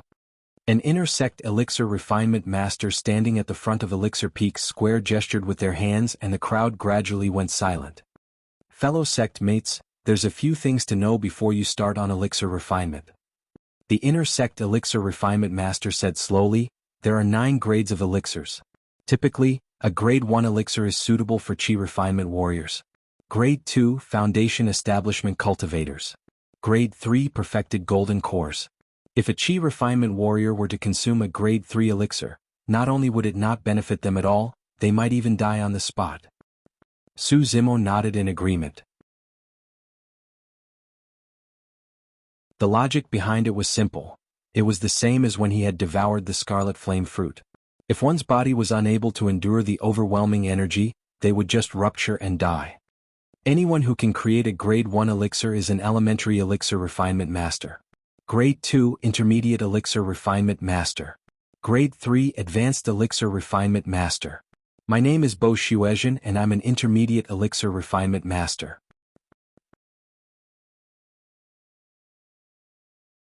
The many disciples below looked at him in awe. Have you guys heard of the saying that every medicine contains 30% poison? Bo Shuezhen continued, it is the same for elixirs in the cultivation world as well. However, the poison now refers to the impurities contained in the elixirs. The less the impurities, the better the quality of the elixir. If an elixir could contain at least 89% impurities, it would truly be a poisoned elixir for cultivators. The crowd chuckled. Senior brother Bo, how do we differentiate between the qualities of elixirs? A disciple from Array Peak who had just started on learning about elixirs as well asked. Bo Shuezhen's gaze paused momentarily on Su Zimo before chuckling. I see that we have disciples from Weapon Peak around as well. Actually, the difference in quality for elixirs is the same as spirit weapons. Both have obvious patterns. The only difference is that they are called spirit patterns in weapon refinement, whereas for elixir refinement, they are called elixir patterns. There are 5 different tiers of qualities for every grade of elixirs. The lowest quality would show a single line of elixir pattern. Of course, an elixir refinement master would not have to gather the pattern personally. That is merely a representation of the amount of impurities within. An inferior grade elixir would have a single elixir pattern with an impurity content of 40%. A middle grade elixir would contain 2 elixir patterns at 30% impurity. Following that logic, a superior grade has 3 patterns and supreme grade has 4. If one could create an elixir with 5 patterns, it would be 100% pure and that's called a perfect elixir. The mention of that had Su Zimo's heart skipping a beat. If it was as Bo Shuezhen had mentioned and the same theory applied to spirit weapons since a supreme grade spirit weapon had 4 spirit patterns. Could there be an even stronger perfect spirit weapon with 5 spirit patterns gathered? In theory, Su Zimo was right, perfect spirit weapons did exist. The reason why no weapon refinement masters in the sect had mentioned it was because spirit gathering was way too difficult. Notwithstanding 5 spirit patterns, one could even count with their fingers the number of weapon refinement masters who could create supreme-grade spirit weapons in the whole Great Zhou dynasty. If one were to say that spirit perception was a sense gained through experience, one would have to require immense luck to gather 5 spirit patterns and create a perfect spirit weapon. Luck, affinity, status, providence, environment, harmony, situation, mental state, a perfect blend of a myriad of factors were required for the possibility of creating a perfect spirit weapon. And that was with the prerequisite that the weapon refinement master himself was at the paragon of weapon refinement. Bo Shuezhen's voice rang out once more, there are 6 steps for elixir refinement as well. The first step is material selection, which involves the choosing of spirit herbs and elixir recipes. Every elixir requires a different recipe. Within the sect, you can exchange for recipes using contribution points. Outside, you'll have to purchase them with spirit stones. Naturally, the rarer the recipe, the more expensive they will cost. Even grade 1 elixirs have different types and functions. There's the essence nourishing elixir, which is used for stabilizing one's foundation and nourishing their essence, and there's also spirit regeneration elixir, which is used for recovering spirit chi. Something like the spirit gathering elixir is the most commonly available elixir, which can help cultivators gather spirit chi better. Those elixirs are easier to refine at the same time. Of the grade 1 elixirs, the foundation establishment elixir is the most difficult to refine, requiring the most complex ingredients. As the name implies, the foundation establishment elixir can help perfected chi refinement warriors with breaking through the barrier to foundation establishment. The gap in cultivation between qi condensation and foundation establishment was a huge one. If one had the help of a foundation establishment elixir, things would be much easier. Su Zimo listened intently. Even after Bo Shuezhen left, he sat on the spot for a long time, making sure he remembered everything he had learned thoroughly before standing up. Arriving at the elixir chamber, he used his contribution points to exchange for an elixir furnace and a recipe for the spirit-gathering elixir before returning to his cave abode.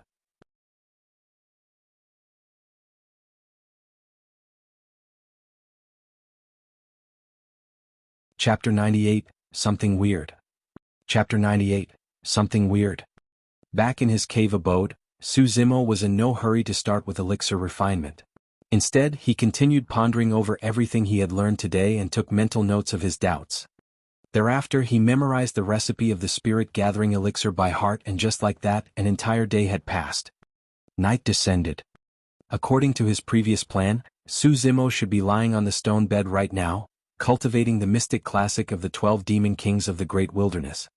However, because he could no longer cultivate the marrow cleansing section, Su Zimo could only go to sleep while following the breathing and expiration technique of the first 3 sections: body tempering, tendons transformation and bones strengthening. Thankfully, he had only just learned the marrow cleansing section and it was not a habit for him yet. The second day he got up bright and early and began on his qi condensation.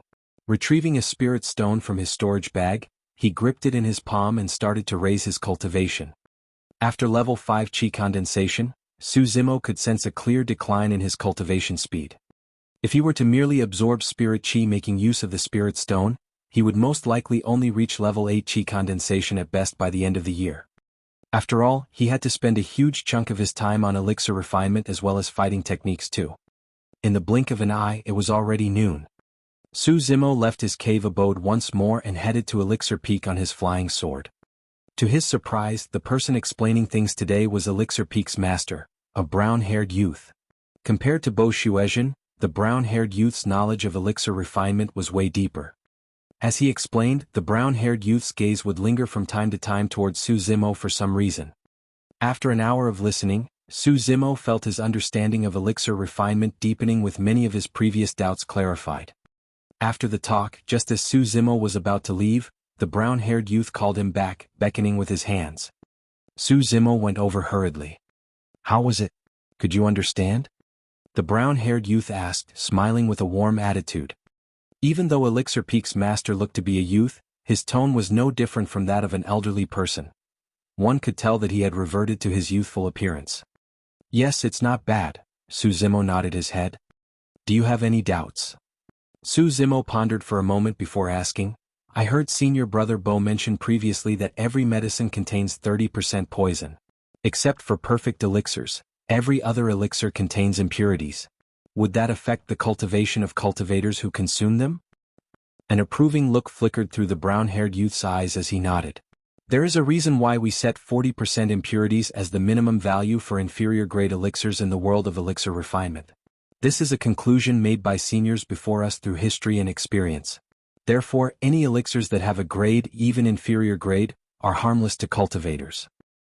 With a slight pause, the brown-haired youth continued, "However, seniors have mentioned the impact on one's cultivation should they consume too many elixirs such that the impurities become sediment in the body and are unable to be purged. Regarding that, there are many different theories to it in the cultivation world, but no one has yet to discover the specific impacts that would be caused." Su Zimo nodded. The brown-haired youth patted Su Zimo on the shoulders.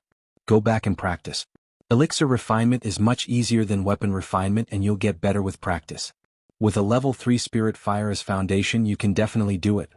If you have any doubts in the future, feel free to come look for me at any time." Suddenly, Su Zimo realized he might have been the reason why the brown-haired youth was conducting the session today.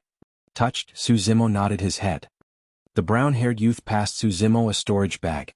"There's quite a bit of spirit herbs in here. This should suffice your practice needs. Keep it." Hesitating for a moment, Su Zimo took over the storage bag and bowed deeply. Back to his cave abode. Su Zimo retrieved his elixir furnace and prepared himself for his first elixir refinement. Before him, 4 sets of ingredients were laid out neatly according to their types. Su Zimo had already memorized the recipe as well. The first step of choosing materials was completed. Second step, extraction. As the name implies, this step requires the use of spirit fire to purge away the impurities within the spirit herbs so as to extract its essence. Unlike weapon refinement, the level of spirit fire did not determine the outcome of extraction for elixir refinement. Spirit herbs had a high spirit content and was less rigid, requiring the continuous heating of a strong fire. Most spirit herbs are fragile and the temperature they can endure is different too. If the temperature was too high, the spirit herbs would turn into ashes and one would have to conduct a new extraction. If it was too low, the desired outcome of extraction would not be met. That was the reason why elixir refinement masters had to practice continuously so that they understood the temperature requirements of different spirit herbs.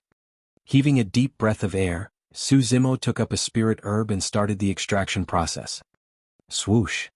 The moment his flames were ignited, the spirit herb turned into ashes. Watching at the sides, the spirit tiger snickered in a mocking manner. Su Zimo glared at the spirit tiger and regained his composure, taking up another stalk of spirit herb for a new attempt. Failure. Again. Another failure, another attempt. Su Zimo's gaze was resolute and firm as he attempted repeatedly, adjusting the temperature time and again. Finally, under the heat of the flames, the stalk of spirit herb turned into essence in powder form. Placing the tuft of powder into a corner of the elixir furnace, Su Zimo continued with the extraction of another spirit herb. It was another round of failures until he finally managed to place another tuft of powder into the elixir furnace, separate from the first tuft. After a full 4 hours, Su Zimo's forehead was filled with sweat and his spirit chi was almost exhausted. Finally, he had managed to extract the essence of 4 stalks of spirit herbs, placing them in 4 corners of the elixir furnace. Heaving a sigh of relief, he sat down in a lotus position and started recovering his spirit chi unhurriedly. After a while, Su Zimo got up and started with the third step of elixir refinement, synthesis. This step required the mixing of the powdered essence in a specified ratio and order. It was a relatively simple step since the ratio and order were documented in the recipe. However, a single margin of error would affect the content of the produced elixir and in worst-case scenarios, it would be a failed refinement. After synthesis was the fourth step, secondary extraction. This was the most critical extraction. A failure in this step would result in a waste of all previous efforts. The fusion of 4 different spirit herb essences would result in a structural change such that high heat could be endured. This was the time where a furious flame was required. This was also where the advantage of having a level 3 spirit fire comes in. Whether or not an elixir could be formed with a grade would depend on the amount of impurities that could be purged with this step. The Scarlet level 3 spirit fire heated up the elixir furnace repeatedly, turning the powdered essence into liquid form. The 9 holes of the elixir furnace began to seep with white smoke as a fragrant medicinal smell wafted out. If the level of spirit fire was too low for this step, black smoke might be emitted instead along with a pungent smell. After a moment, the secondary extraction was completed. Fifth step, formation. This was a step that required absolute focus and the slightest bit of distraction could result in a failure of elixir formation. Su Zimo took in a deep breath of air and composed himself before dividing the essence within the elixir furnace into 9 portions. Fusing together, they gradually took shape and solidified towards a pill form. Right then, something weird happened.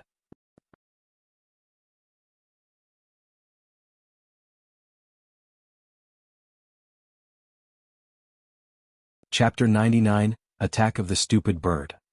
Chapter 99, Attack of the Stupid Bird. Boom. An ear-piercing boom sounded out as the main entrance to the cave abode was slammed wide open.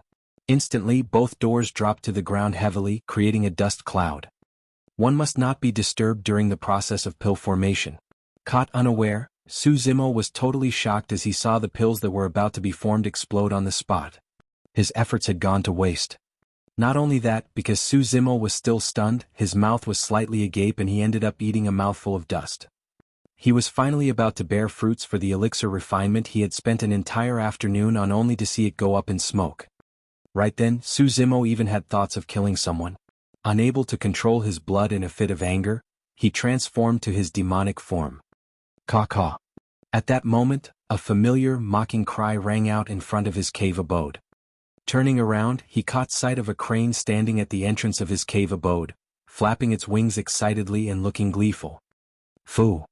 Su Zimo was about to cuss when he realized his mouth was filled with dust and coughed furiously. Caw-caw. When it saw that, the crane was even more amused. If it could laugh, it would have done so long ago. This was the crane that had fought against Su Zimo on the front peak when he was about to join the sect. Su Zimo recognized it right away. Of all times, this stupid bird chose to arrive at this critical juncture. Su Zimo was so pissed off that his curled fists were crackling and his eyes were bloodshot. Roar! The spirit tiger leaped up and roared towards Little Crane with widened eyes. Glancing at the spirit tiger, Little Crane's eyes were filled with disdain. Initially, the spirit tiger was rather wary about making the first move against Little Crane that was a spirit demon. However, that look of contempt triggered the spirit tiger instantly. I can't take that lying down. I've got my pride. With a feral roar, it rushed up with fire flaring out of its eyes. Bang! The spirit tiger was sent rolling back even faster and more ferocious than it was when it had pounced ahead. The moment it leapt ahead, Little Crane flapped its wings and knocked it back. Rolling a few times on the ground, the spirit tiger ate a mouthful of dust as well, looking wretched beyond anything else. Flipping up, the spirit tiger spat out its mouthful of dust and hollered, ready to strike once more. Come back. Su Zimo called softly. Without any hesitation, the spirit tiger retreated as though it was waiting for Su Zimo's command from the get-go. At the end of the day, the spirit tiger was only a spirit beast and wasn't a match for that stupid bird. Alright, since you destroyed a batch of my elixirs today, let's use that to write off our feud. From now on, don't come look for me and I won't offend you too. How's that sound? Su Zimo decided to negotiate with the stupid bird since their feud wasn't deep to begin with. If he did not resolve this issue, he was not going to have a peaceful life in the future as well. Notwithstanding elixir refinement, Su Zimo wouldn't be able to handle it even if the stupid bird came every once in a while during his cultivation. Caw-caw. Little Crane raised its head in disdain. Su Zimo frowned. The stupid bird did not seem as though it wanted to let things end here. On account that your elder is the mystical guardian beast of the sect, I don't wish to hurt you. You should not continue to bother me, Su Zimo said slowly with a stern and blackened expression. Caw-caw. Caw-caw. Little Crane continued to cry out with a taunting look. Without saying anything more, Su Zimo patted his storage bag as a blood-red bow appeared in his hands. Arrow, load and strung bow like a full moon. The entire process was fluid like water as though he had practiced it countless times. Swoosh. The sound of an arrow tearing through the air rang out as a black light streaked past Little Crane, missing it by an inch. The speed of the arrow was so fast that Little Crane jumped in shock, totally caught unprepared. Su Zimo declared coldly, that arrow was just a warning shot. If you continue to bother me, I'll kill you with my next arrow. Naturally, there was no way Su Zimo would dare to kill that stupid bird unless he was tired of living. That was merely a threat. Furthermore, this stupid bird was still in its infancy stage and was merely being playful. It did not deserve death just for that. Caw-caw. Upon hearing Su Zimo's declaration, Little Crane was enraged as it flapped its wings. Glaring at Su Zimo sharply, it wanted to engage him in a bout. In a swift motion, Su Zimo dashed out of the cave abode. This time round, Little Crane was prepared as it flew into the skies instantly. Circling around the skies, its talons shimmered dangerously, looking as though it could swoop at any moment. Su Zimo arched his bow once more. Swoosh, swoosh, swoosh. He fired 3 arrows with all his might. Little Crane dodged everything in midair with nimble ease. Caw-caw. It cried out loudly, laughing at Su Zimo's archery skills. Su Zimo was starting to regret things now. Had he known that this would be the case, he would have pierced the stupid bird's wings with his first arrow while it was unguarded. But now things were awkward for him. Even if he could use his flying sword, he would never be as agile in midair as a spirit crane with wings. He wouldn't be able to unleash his fighting prowess completely. Furthermore, Su Zimo did not dare to engage the spirit crane in melee combat right now. If he lost control of his blood and showed signs of his demonic self, the consequences would be dire. However, if he wanted to make use of his flying sword, he was only at level 6 chi condensation. He might not be able to hurt the crane even if it stood still for him. There was no way for him to fight. After standing at the entrance for a while, Su Zimo realized that there was nothing he could do to the stupid bird and decided to return to his cave abode. The moment he sat down, Little Crane appeared before the cave abode and started yelping before he could even take a single breath. That stupid bird. In a fit of anger, Su Zimo rushed out once more. Again Little Crane flew away. The moment Su Zimo returned to his cave abode, Little Crane returned. It refused to enter his cave abode and instead stood at the entrance taunting him while crying from time to time. Suddenly Su Zimo had a bad feeling. If this stupid bird were to continue with this, notwithstanding elixir refinement and raising of his cultivation, even a good night's rest would be a pipe dream. True enough. Su Zimo had just fixed the door to his cave abode when Little Crane broke it once more. Little Crane stood outside with Su Zimo remaining inside. The man, Crane and a spirit tiger spent their day looking at one another without doing anything. To that, Little Crane found extreme joy. The man and the tiger suffered immensely. For the next few days, Little Crane would visit Su Zimo's cave abode from time to time, crying loudly outside. At times, the man and tiger would catch a breather once Little Crane left. But, the moment they tried to catch up on sleep, Little Crane would return. Not only was Su Zimo unable to cultivate or refine elixirs, even sleeping was a tall task for him. It has been a few days since the man and tiger have slept. Both Su Zimo and the spirit tiger had lost quite a bit of weight. The spirit tiger was on the brink of tears. Previously, it was tormented by Su Zimo for some unknown reason in this cave abode, ordered to roar continuously. Now, a stupid bird had appeared out of nowhere to torment them. By now, the spirit tiger was suffering from mental trauma. It was even contemplating if it should leave Su Zimo for the time being so that it could escape to the forest for a good night's sleep.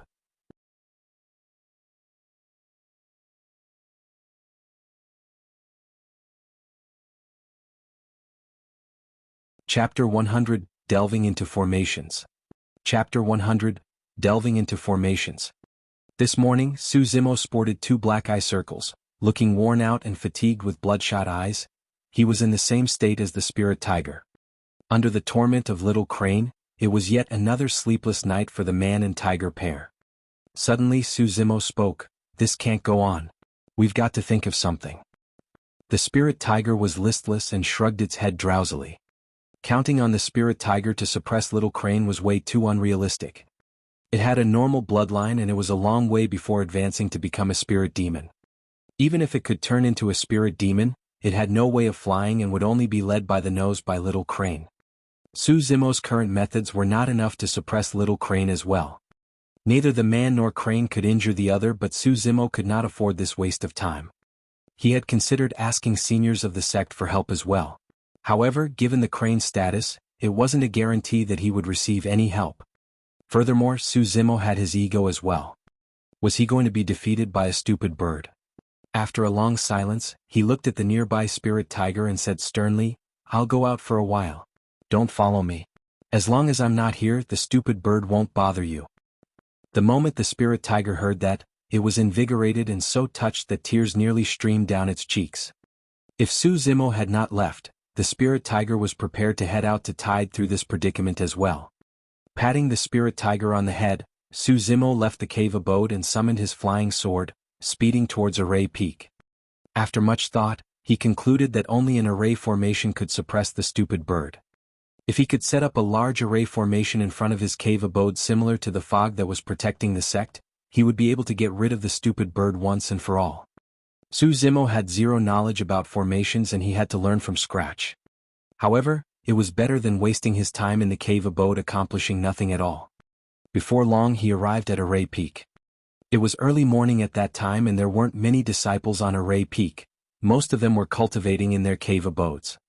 The Array Peak square would only be filled with more trial disciples come afternoon when it was time for intersect array formation masters to share their experience.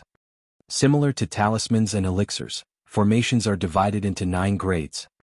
Elementary array formation masters are able to lay out and dispel most grade 1 formations. Grade 2 formations, intermediate array formation masters. Grade 3 formations, advanced array formation masters. There were many types of formations, but generally, they could be divided into 4 types: killing, trapping, illusionary and buffing formations. The 8 Distresses formation was a type of illusionary formation, whereas the Fog formation protecting the sect was a combination of a trap on top of an illusionary formation. In layman terms, the principle behind forming a formation was to make use of different obscure formation patterns while gathering spirit chi to activate various effects. Unlike the other 4 peaks, Array Peak had a symbolic structure. On the west of Array Peak was their spirit arena, and beside it stood the 10 formations pagoda. There were 10 floors to the pagoda containing a different formation on every level. Each time a cultivator entered, they would fall into a formation and they could only ascend to the second floor if they managed to dispel it. Following that logic, only cultivators who passed through the first 5 formations were qualified to be called elementary array formation masters. Su Zimo's arrival did not cause much of a stir. However, many Array Peak disciples were surprised. There were only 6 months left to the year-end face-off. Everyone knew that Su Zimo had to work on elixir and weapon refinement alongside preparing for a duel against Feng Haoyu. There was no time at all. Most disciples present at Array Peak thought that Su Zimo's appearance to listen in on formations was because the latter had chosen to give up on his duel against Feng Haoyu and scoffed it off. However, none of them knew that Su Zimo was here because he had no choice.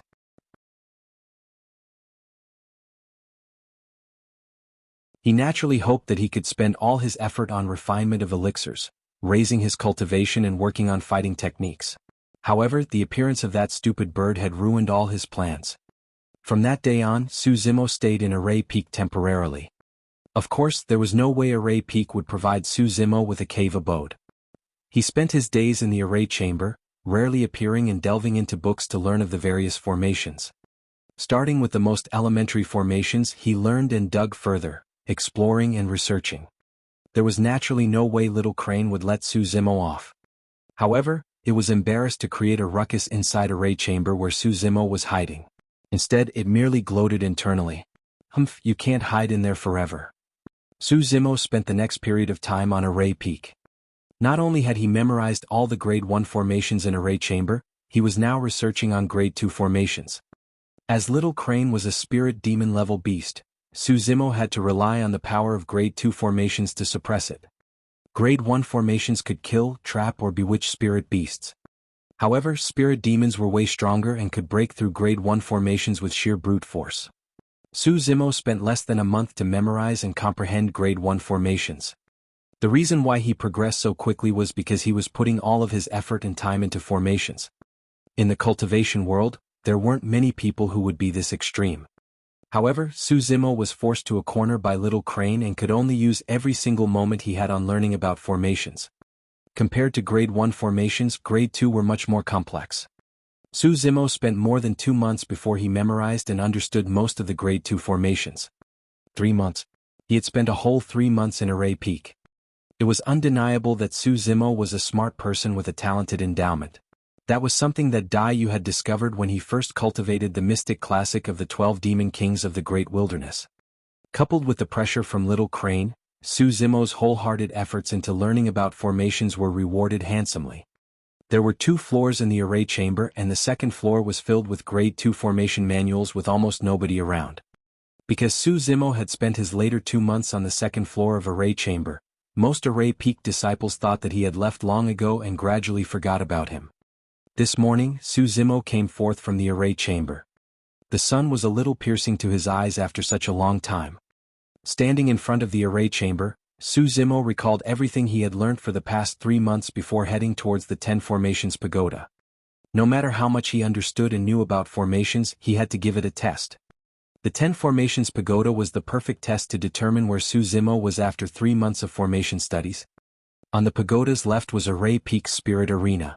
On its right, a tall stele etched with dense lines of words was erected.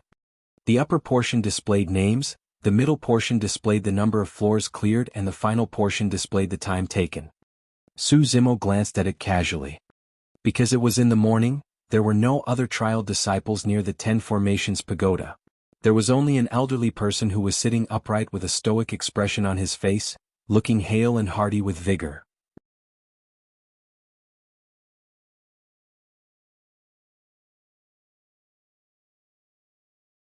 Chapter 101 Challenging the 10 Formations Pagoda. Chapter 101 Challenging the 10 Formations Pagoda. Senior, I want to challenge the 10 Formations Pagoda. Is there anything to take note of? Su Zimo came to the elder and asked respectfully. Although Su Zimo had stayed at Array Peak for 3 months, this was his first time coming to the 10 Formations Pagoda. The elder paused for a while on Su Zimo's face. He sized him up and asked, "You look very unfamiliar. You're not a disciple of my Array Peak, are you?" "I'm from Weapon Peak," Su Zimo nodded. "Oh." The elder replied casually. He looked at the sect badge on Su Zimo's waist and passed him a wooden badge, saying in a deep voice, "Take this badge. If you can't hold it or encounter danger inside, break this badge immediately. You will be transported out safely." "There are dangers to be encountered within the 10 Formations Pagoda?" Su Zimo was slightly stunned. The elder explained patiently, "Level 1 of the 10 Formations Pagoda is very simple. As long as you set up a supplementary formation you can reach level 2. Level 2 is an illusion formation and the type of illusion is random. You will need to dispel the formation to reach level 3. Level 3 is a trap formation. Once you clear the trap formation, you will be able to see the entrance to the level 4, the killing array. It is extremely dangerous inside and if you aren't careful you might lose your life. If you can't crack it, don't force yourself. Crush this badge. Level 5 is a combination formation consisting of 2 of either a trap, illusion or killing formation. You can only be considered as an elementary array formation master after dispelling the formation. With that, you can ascend to level 6. With a rough understanding of the 10 Formations Pagoda now, Su Zimo bowed and expressed his thanks before entering the pagoda. Looking at Su Zimo's back view, the elder smiled and mumbled to himself, "It's rare for disciples of Weapon Peak to come and try to clear the 10 Formations Pagoda. I wonder how many levels that lad can clear. Perhaps 2? Su Zimo. That's quite a familiar name. I seem to have heard it before somewhere." Murmuring softly, the elder shook his head and did not think much about it. After all, there were many disciples challenging the 10 Formations Pagoda on a daily basis and he only paid attention to some of the more outstanding ones from Array Peak. 10 Formations Pagoda Level 1. This was a slightly spacious room that was empty. The floor was a little strange, it was soft with some elasticity. Surrounded by 4 walls, the door behind Su Zimo slammed shut the moment he entered and the entrance to level 2 was not in sight. Su Zimo thought for a moment and understood. The entrance to level 2 would only appear if he laid out a supplementary formation on the ground. He did not hesitate as a stream of spirit chi shot out from his fingertips. Squatting down, he drew on the ground carefully. He was drawing a soundproof formation. Inside, no one could hear any noise made from the outside. This was the first formation that Su Zimo learnt and his motive was to isolate little cranes chirping. While drawing a formation pattern, one had to focus intently without any distractions or deviations. Even the slightest deviation of the formation pattern would result in a failed formation that could not be activated. This was a test of a cultivator's patience and conscientiousness towards details. The better they were, the more perfect things would be.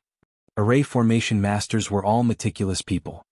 If the setting up of a formation was seen as a game of chess, the array formation master would be the player. A chess game was unpredictable and a single misstep could lead to a loss. For array formation masters, any mistakes in their spirit patterns would render their previous efforts wasted.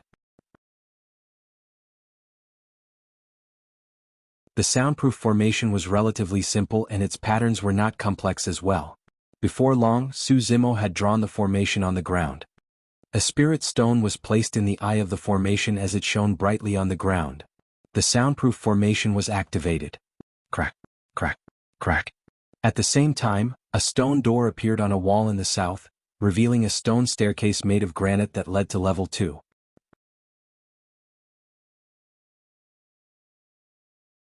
The soundproof formation that Su Zimo had just drawn on the ground slowly disappeared as well as the ground returned to normalcy while the spirit stone he placed in the eye rebounded to him.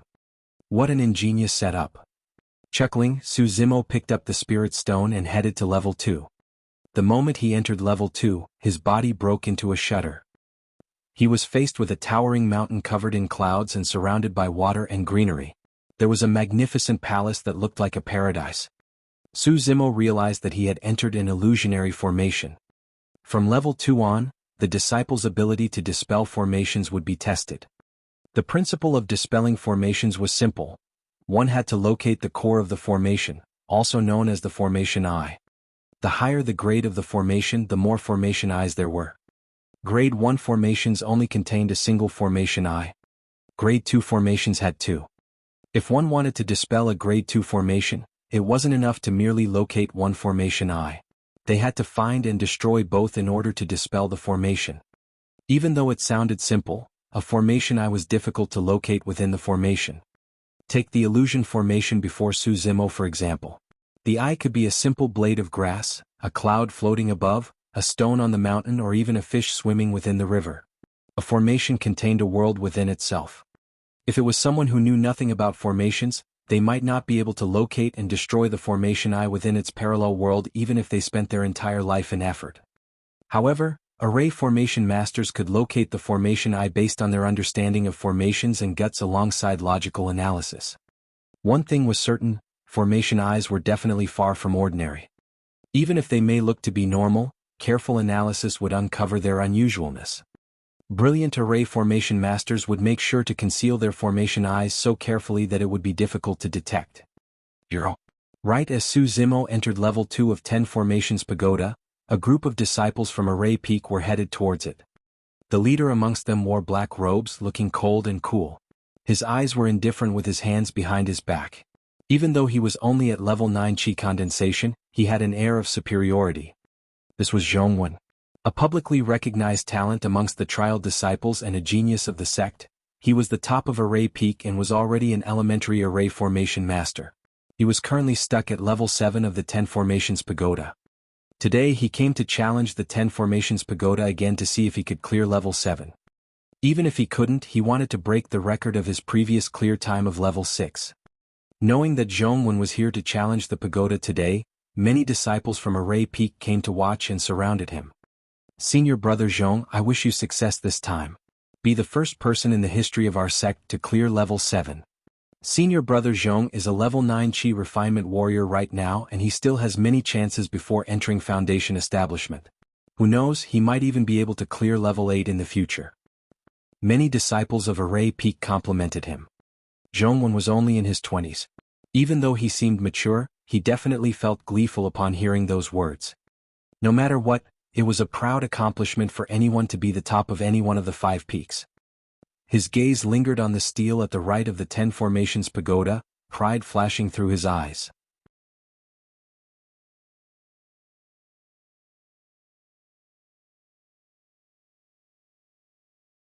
Chapter 102, 10 Formation Stele. Chapter 102, 10 Formation Stele. The ancient stele was thick and heavy. At about 10 feet tall, it was called the 10 Formation Stele. It was of extraordinary significance and honor for any trial disciples of Ethereal Peak to have their names left behind on the 10 Formation Stele. Carrying with it the memories of Ethereal Sect over thousands of years, the 10 Formation Stele had also witnessed the changes of the sect through those years. There were a total of 100 names on the stele, all of them geniuses through the history of Array Peak. Time was merciless and cultivators were no exception to that rule. Many of the genius cultivators on the list had passed away and the only trace left of them was probably on the stele. Behind every single name was the number of levels cleared as well as time taken. The higher the levels cleared, the further ahead one's name would be. For those at the same level, ranking would be dependent on time taken. The bottom 30-odd names on the 10 Formation Stele were trial disciples who had passed level 4. A huge chunk of names in the middle were disciples who had passed level 5 with the fastest amongst them using 12 hours. The tens of disciples on top were those who had cleared level 6. Zhongwen's name was right at the top of the list, he was the top of Array Peak. There was reason for Zhongwen to be proud and he was definitely qualified as well. After all, he had already taken over every single genius through the thousands of years of history of Array Peak. He was the true number 1 of Array Peak.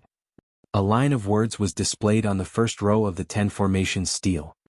Zhongwen cleared level 6, 11 hours. Right then, level 2 of the 10 Formations Pagoda suddenly shone with a bright light, attracting the attention of the Array Peak disciples. That unique light that belonged to a formation pattern would only shine if someone had cleared the level. Zhongwen declared indifferently, to think that someone would be here earlier than me today to challenge the pagoda. Interesting. Greetings, Elder Luo. Jianghu arrived before the 10 Formations Pagoda and bowed slightly to the elder at the entrance. Elder Luo looked at Jianghu in appreciation. You're here so early to challenge the pagoda. Are you intending to clear level 7 this time round? Yes. Jianghu nodded. Pausing for a moment, he continued, I've learned quite a bit during this period of time. Even if I can't clear level 7, I should be able to make a new record on the 10 Formations stele. The so-called record was naturally the one he had created. In Zhongwen's eyes, no one from the 5 peaks could compare to him in array formations. What he wanted to do was to constantly challenge himself. Alright, I'll be awaiting your return from the challenge. Elder Luo smiled encouragingly and passed Zhongwen a wooden badge. Nodding to the many array peak disciples behind him, Zhongwen entered the 10 Formations Pagoda. Challenging the pagoda was something he was extremely familiar with. Without hesitation, spirit chi seeped out from his fingers and he started drawing the moment he entered level 1. His choice of supplementary formation was the simplest type. Challenging the pagoda wasn't only a test of the number of levels cleared, one had to take into account the time taken too. Zhongwen was naturally not going to waste any time. Before long he was done drawing the formation pattern. Placing a spirit stone in the formation eye, the entrance to level 2 appeared. Retrieving his spirit stone, Zhongwen rushed up to level 2 swiftly. Similar to Su Zimo, Zhongwen found himself transported into an illusionary formation the moment he entered level 2. Looking calm, he surveyed his surroundings and walked about casually, stopping from time to time to observe the ground. 15 minutes later, he heaved out a sigh gently and summoned his flying sword, piercing it at the ground nearby. All of a sudden, the surrounding illusion disappeared and the entrance to level 3 came into sight. Zhongwen was in excellent condition as he walked confidently to level 3. Su Zimo was in the level 3 trap formation at the moment as well. Even though they were in the same level, they were in different formations and neither would see nor affect the other.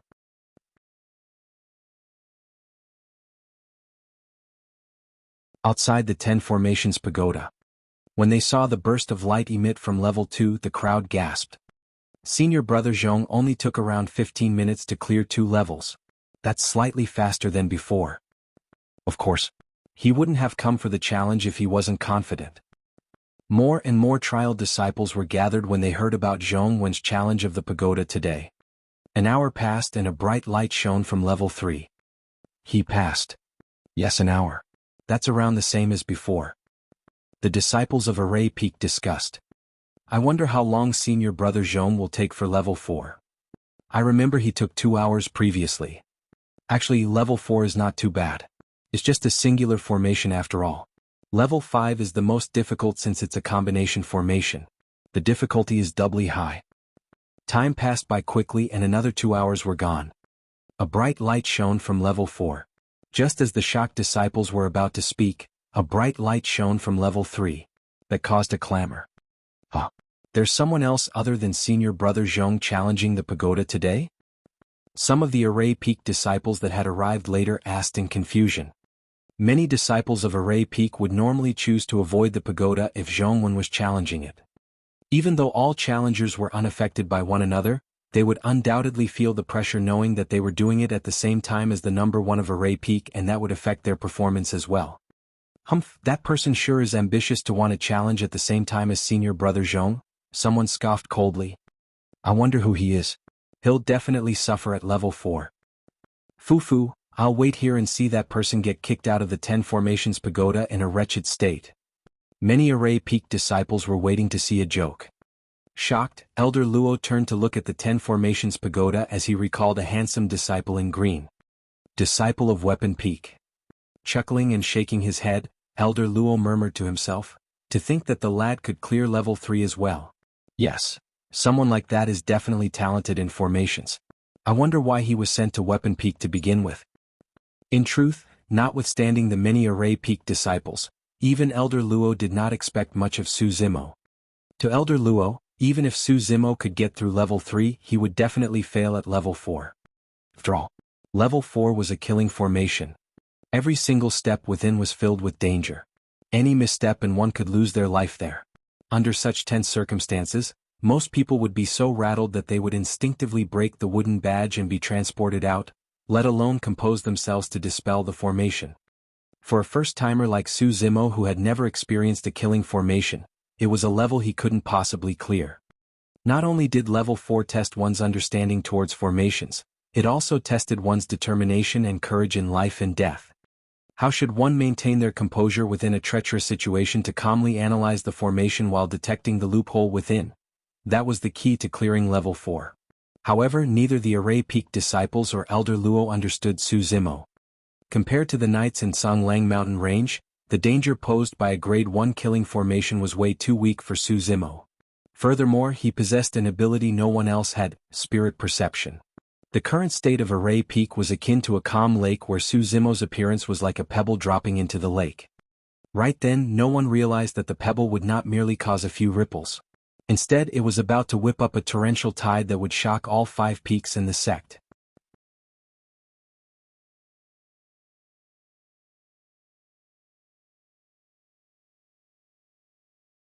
Chapter 103 17 seconds. Chapter 103, 17 seconds. Su Zimo, who had just entered level 4 of the 10 Formations Pagoda, did not know that someone had cleared it previously. He did not know that there were more Array Peak disciples gathered outside and that he was starting to gain attention as well. Level 4 was the killing formation. Amongst the formations, killing formations were the most powerful. If a cultivator was stuck in it without any means of dispelling and he wasn't strong enough, he would definitely die within. Cultivators could hold out temporarily against the formation.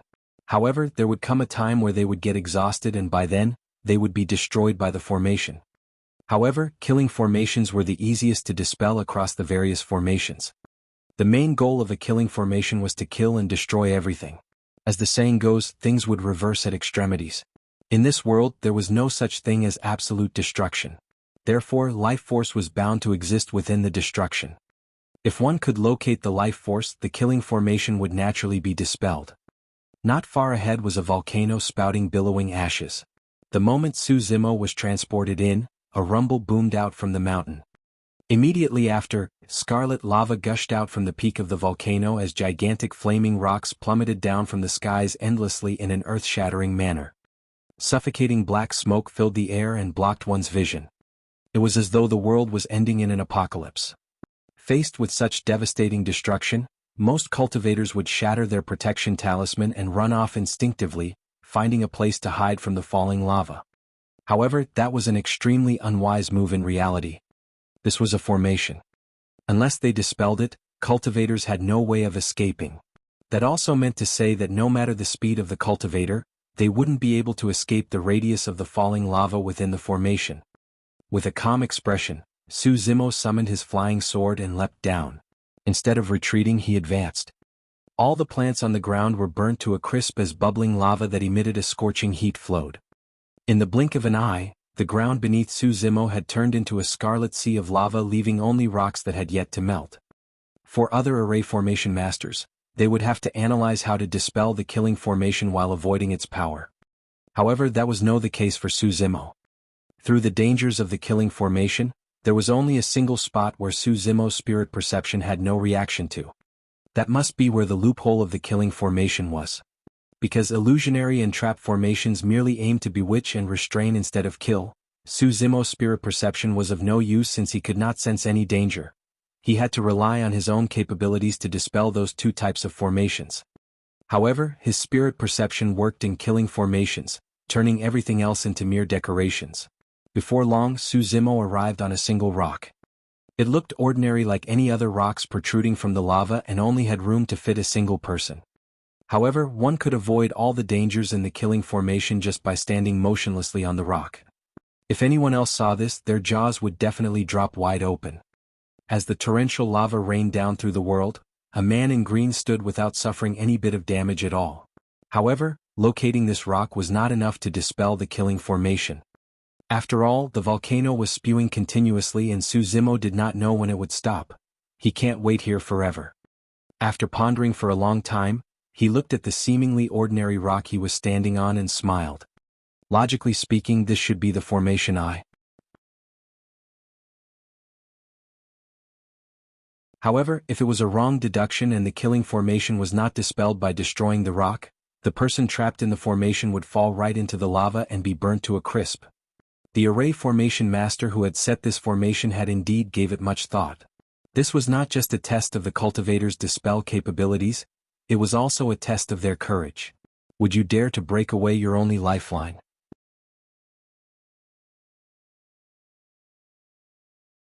In reality, the array formation master's mindset was actually aligned with how killing formations worked. Both required the trapped cultivator to seek life through desperate times. Smiling, Su Zimo stomped down on his foot. Bam! The rock beneath him broke apart and Su Zimo's body descended. Right as he was about to drop into the lava, everything around him disappeared and reality set in once more. The entrance of level 5 had appeared. Su Zimo strolled towards it. At that moment, outside 10 Formation's pagoda. When the light of level 4 shone not long after level 3's light was lit up, the discussions of the disciples outside came to a halt. Everyone looked at the nearby 10 Formation's pagoda with widened eyes and gaping mouths. They could not recover from the shock. Elder Luo sensed it and looked back. When he saw the light of level 4 shining, he was stumped as well. That lad had cleared level 4. Also, it was so fast. It seemed like it only took 17 seconds. How was that possible? Countless questions surfaced in Elder Luo's mind as he frowned.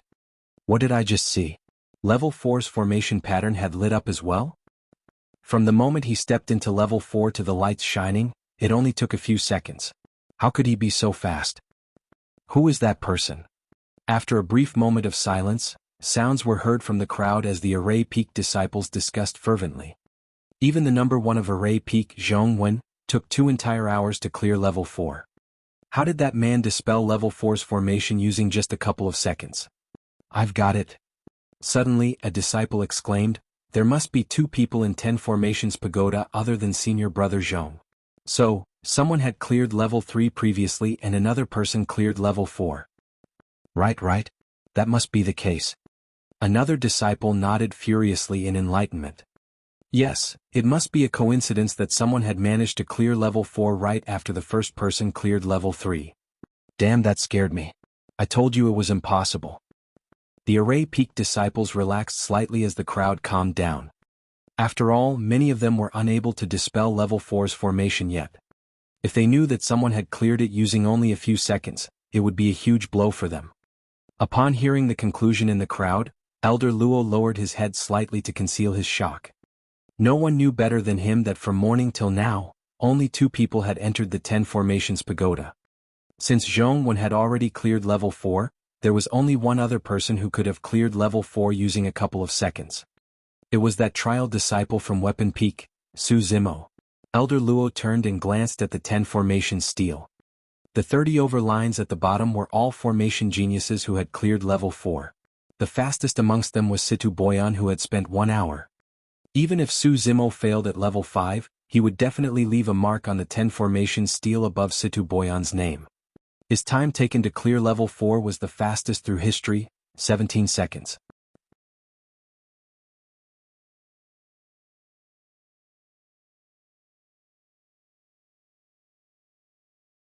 Chapter 104 Level 6.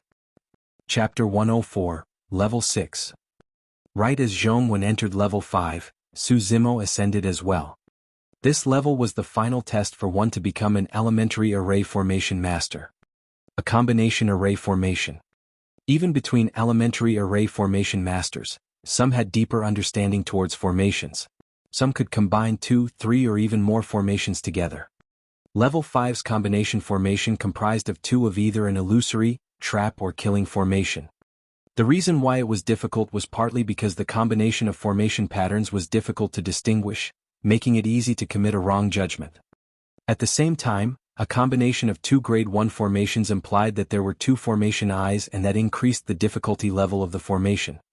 Even though grade 2 formations had 2 formation eyes as well, they were still more difficult to dispel than 2 grade 1 formations combined together. The reason for that was simple. Destroying a formation eye was equivalent to destroying half of the combination formation. With that, the remaining half would be much easier to dispel. However, destroying a formation eye in a grade 2 formation would not dispel the formation entirely. Su Zimo stood on the spot and sensed his surroundings, realizing instantly that he was in a trap and illusion combination formation. My luck's average. Su Zimo muttered softly. Things would have been much simpler for Su Zimo if it was a combination formation with a killing formation. However, given his current understanding of formations, clearing level 5 wasn't difficult. It was just a matter of time. Time slowly passed. The array peaked disciples outside of 10 Formations Pagoda did not leave. At the moment, most of the people's attention was not on Zhongwen. Instead, they were curious as to who the person who cleared the level 4 formation was. As evening approached, level 5 lit up. That must be senior brother Zhong. Yes. He broke another record once more. He's even faster than before. I wonder if he can clear level 6. The disciples began to discuss once more. From level 6 on, it was a test of the array formation master's understanding of grade 2 formations. Similar to level 1, level 6 only required laying a supplementary type of grade 2 formation. The formation patterns of a grade 2 formation were much more complex than a grade 1 and its difficulty was doubly so. Any slight mistake would render the formation a failure. The array peak disciples knew that 2 hours was all it took to know whether or not one could pass level 6. Everyone waited patiently. 2 hours were nearly up and there was still no sign of light from level 6. All of a sudden, a blur appeared at the entrance of 10 Formations Pagoda as a figure appeared. Everyone's hearts skipped a beat as they looked over. It was Zhongwen. Ugh. It's a pity but I failed level 6. Actually it's a good thing. You took a faster time clearing the first 5 levels so you've already broken your previous record, senior brother Zhong. Because he had gone through the killing formation of the 10 Formations Pagoda, Zhongwen's clothes were tattered and he looked somewhat wretched. However, his expression was still calm and firm as he looked towards the 10 Formations stele. A bedazzling bright light shone on the first row of the 10 Formations stele. The name written was still Zhongwen and it was still stated that he had cleared level 5. However, the time taken had changed from 11 hours to 10 hours and 15 minutes. Zhongwen heaved a sigh of relief. His arm had quivered slightly at the critical juncture of setting up his grade 2 formation. As such, there were some deviations in his formation patterns and his previous efforts were wasted. However, he had still gained something for breaking his own record once more. Elder Luo smiled. Not bad, not bad. Work harder when you get back and try to break through level 6 before you become an inner sect disciple. Don't worry, Elder Luo. Level 6 can't stop me, Zhongwen replied confidently. He believed that as long as he spent more time researching, he would be able to get through level 6. Cupping his fists, Zhongwen bid farewell to Elder Luo and nodded to the array peak disciples behind him before turning to leave. He walked a few steps before realizing something strange. The reason why those array peak disciples had gathered was because they wanted to see if he could break a new record. However, now that he had left, they did not seem like they had any intention of leaving. Now that night had descended and those disciples weren't attempting to challenge the pagoda, what were they waiting for? Zhongwen stopped in his tracks and swept his gaze across the faces of those array peak disciples. He realized that everyone was looking at 10 Formations Pagoda from time to time as though they were waiting for something. Was someone challenging the pagoda? But who else other than him would attract all of those audiences for their challenge of the pagoda? Frowning, Zhongwen came beside an array peak disciple and asked in a seemingly casual manner, "Junior brother Wang, what are you guys waiting for?" Ah. That disciple was somewhat flustered as he stammered. There are 2 other people challenging the pagoda right now and one of them made it through level 4 as well. However, we don't know who it is. I'm waiting to see who that person is. Yeah, it's just out of curiosity, another disciple smiled awkwardly. After all, they had accompanied Zhongwen for the pagoda challenge initially. As such, they naturally felt somewhat embarrassed that they were still lingering on with their attention on someone else despite Zhongwen wanting to leave. Zhongwen's expression relaxed as he chuckled and waved it off.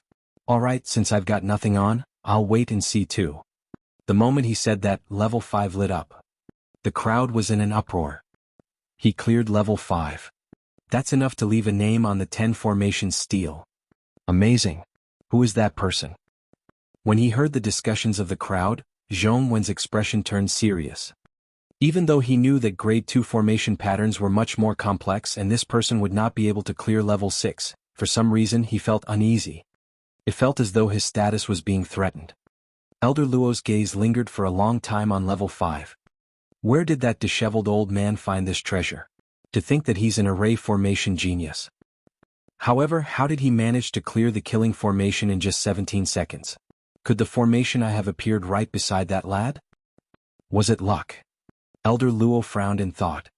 The array peak disciples who already had no intention of leaving were even more determined to stay on after seeing the mysterious person clear level 5.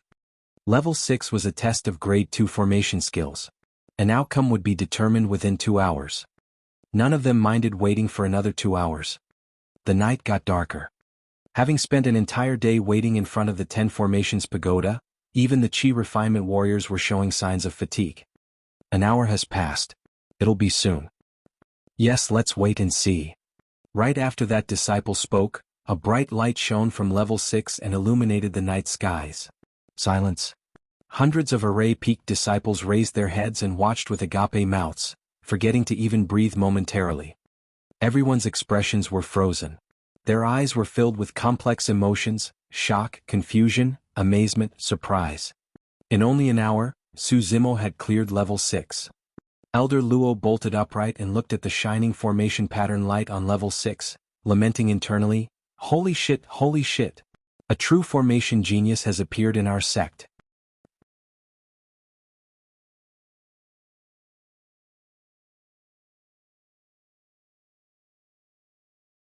Chapter 105, Turbulent Undercurrent. Chapter 105, Turbulent Undercurrent. A new record for the 10 Formations Pagoda was born. It was so sudden, unexpected and shocking. This was supposed to be the most ordinary day on Array Peak. However, everything changed the moment level 6 lit up. The birth of a new record also implied that Zhongwen was dethroned from his number 1 status in Array Peak from this moment. Many Array Peak disciples turned to look at Zhongwen subconsciously. His expression was extremely ugly as he glared fiercely at level 6. Because he was gripping his fists so tightly, both his arms were shivering in rage. Everyone could more or less empathize with how Zhongwen was feeling at the moment, as there was inevitably a look of pity in their gazes. It was a hard pill to swallow even for anyone else in Zhongwen's position. Closing his eyes for a long time, Zhongwen let out a deep breath. By the time he opened his eyes once more, his gaze shone with a renewed confidence. At that, Elder Luo nodded to himself. To be able to walk out of such a trauma that quickly meant that Zhongwen had a good character. His accomplishments in the future wouldn't be bad too. Very well. There's finally someone who can give me pressure.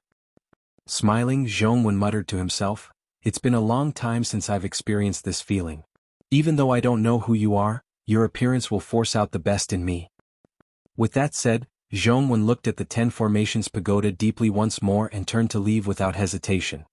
Many Array Peak disciples understood that before long, Zhongwen would be back to challenge the 10 Formations Pagoda once more.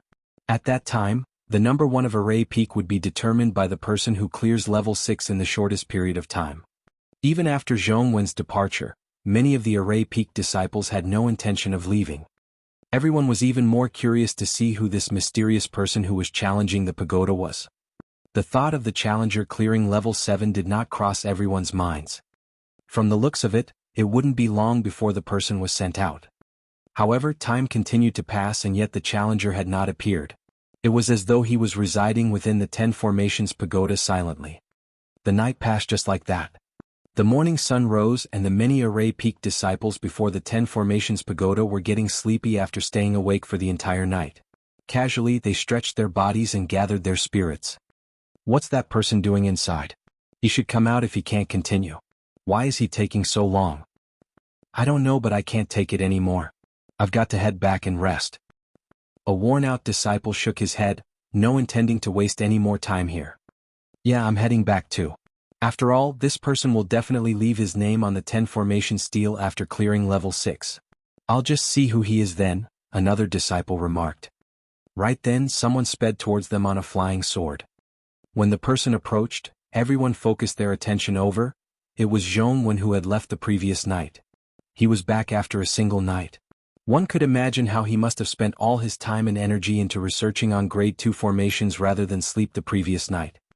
Arriving before Elder Luo, Zhongwen declared deeply, "Elder, I'd like to challenge the 10 Formations Pagoda." Very well. Elder Luo nodded his head and passed Zhongwen a wooden badge. Upon receiving it, Zhongwen turned and entered the 10 Formations Pagoda. Upon seeing that, the disciples who planned on leaving hesitated. Cough cough. Perhaps we can hold out for another day to see if senior brother Zhong's able to take down that person and reclaim the first spot on 10 formation steel. Fair enough, let's wait another day. The disciples ultimately lost to their curiosity and chose to stay. In the blink of an eye, yet another day had passed and it was dusk. The challenger had yet to appear. As for Zhong Wen, he was at level 6 once more. After a while, level 6 lit up and everyone was shocked. He cleared it. How long did senior brother Zhong take? More than an hour? That means he still lost. Yeah, by a little. The many array peak disciples sighed.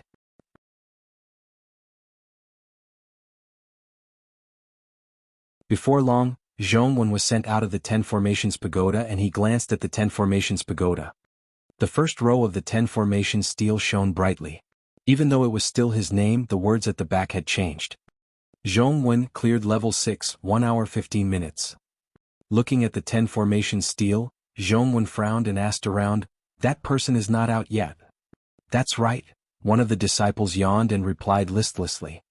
The record on the 10 Formations steel would only be updated when the challenger left the 10 Formations Pagoda. That mysterious person who had cleared level 6 merely took an hour, faster than Zhong Wen. However, for Zhong Wen's name to still be on the 10 Formations steel, that meant that the challenger was still inside the 10 Formations Pagoda. That person has lasted for so long in level 7? Zhong Wen scoffed coldly internally. Let's see how long more you can hold out. Taking one last look at the 10 Formations steel, Zhong Wen left. The difference between the both of them wasn't great at merely 15 minutes. He had the confidence of surpassing that challenger during his next challenge of the 10 Formations Pagoda. Many array peak disciples could not wait any longer and chose to head back and rest for the night before returning the next morning. Some of the disciples who were unwilling to give up remained waiting, bent on witnessing the person who created the new record. Yet another night passed. By now, the disciples that were waiting outside the 10 Formations Pagoda were in a mess. Some of them were asleep while others would open their eyes and look towards the 10 Formations Pagoda drowsily from time to time. There was no activity in the 10 Formations Pagoda throughout the entire night. The challenger had yet to appear. Disciples who were impatient had already asked Elder Luo about who the person was and if he was still inside the 10 Formations Pagoda. However, Elder Luo merely shook his head and did not reveal the person's identity, merely stating that the person was still within. That's strange. How is that person not out yet? He's already spent 2 whole nights in level 7. We're already exhausted from just waiting and doing nothing. It's hard to imagine how that person is going to survive while spending a great deal of effort on dispelling the formation. Right then, a disciple suddenly remarked, "Wait, aren't there 2 other people in the 10 Formations Pagoda other than senior brother Zhong? Why is the other person not out yet?" Suddenly, the discussions quietened down as everyone's eyes flashed in bewilderment as though they had just recalled something frightening. The presence of 2 individuals in the 10 Formations Pagoda was just their speculation. The reason for that was because they could not believe that someone would be able to get through level 4's killing formation in such a short period of time. But now, a more realistic possibility existed. There was only one person inside the 10 Formations Pagoda. That person had truly taken a few mere seconds to clear level 4. It was the same person who had created the new record. The atmosphere in front of the 10 Formations Pagoda was stiff as no one spoke. It was as though an invisible arm had choked them into suffocating. Right then, Zhong Wen arrived once more. He entered the 10 Formations Pagoda again, bent on breaking the record of the mysterious challenger. This was already the morning of the 3rd day.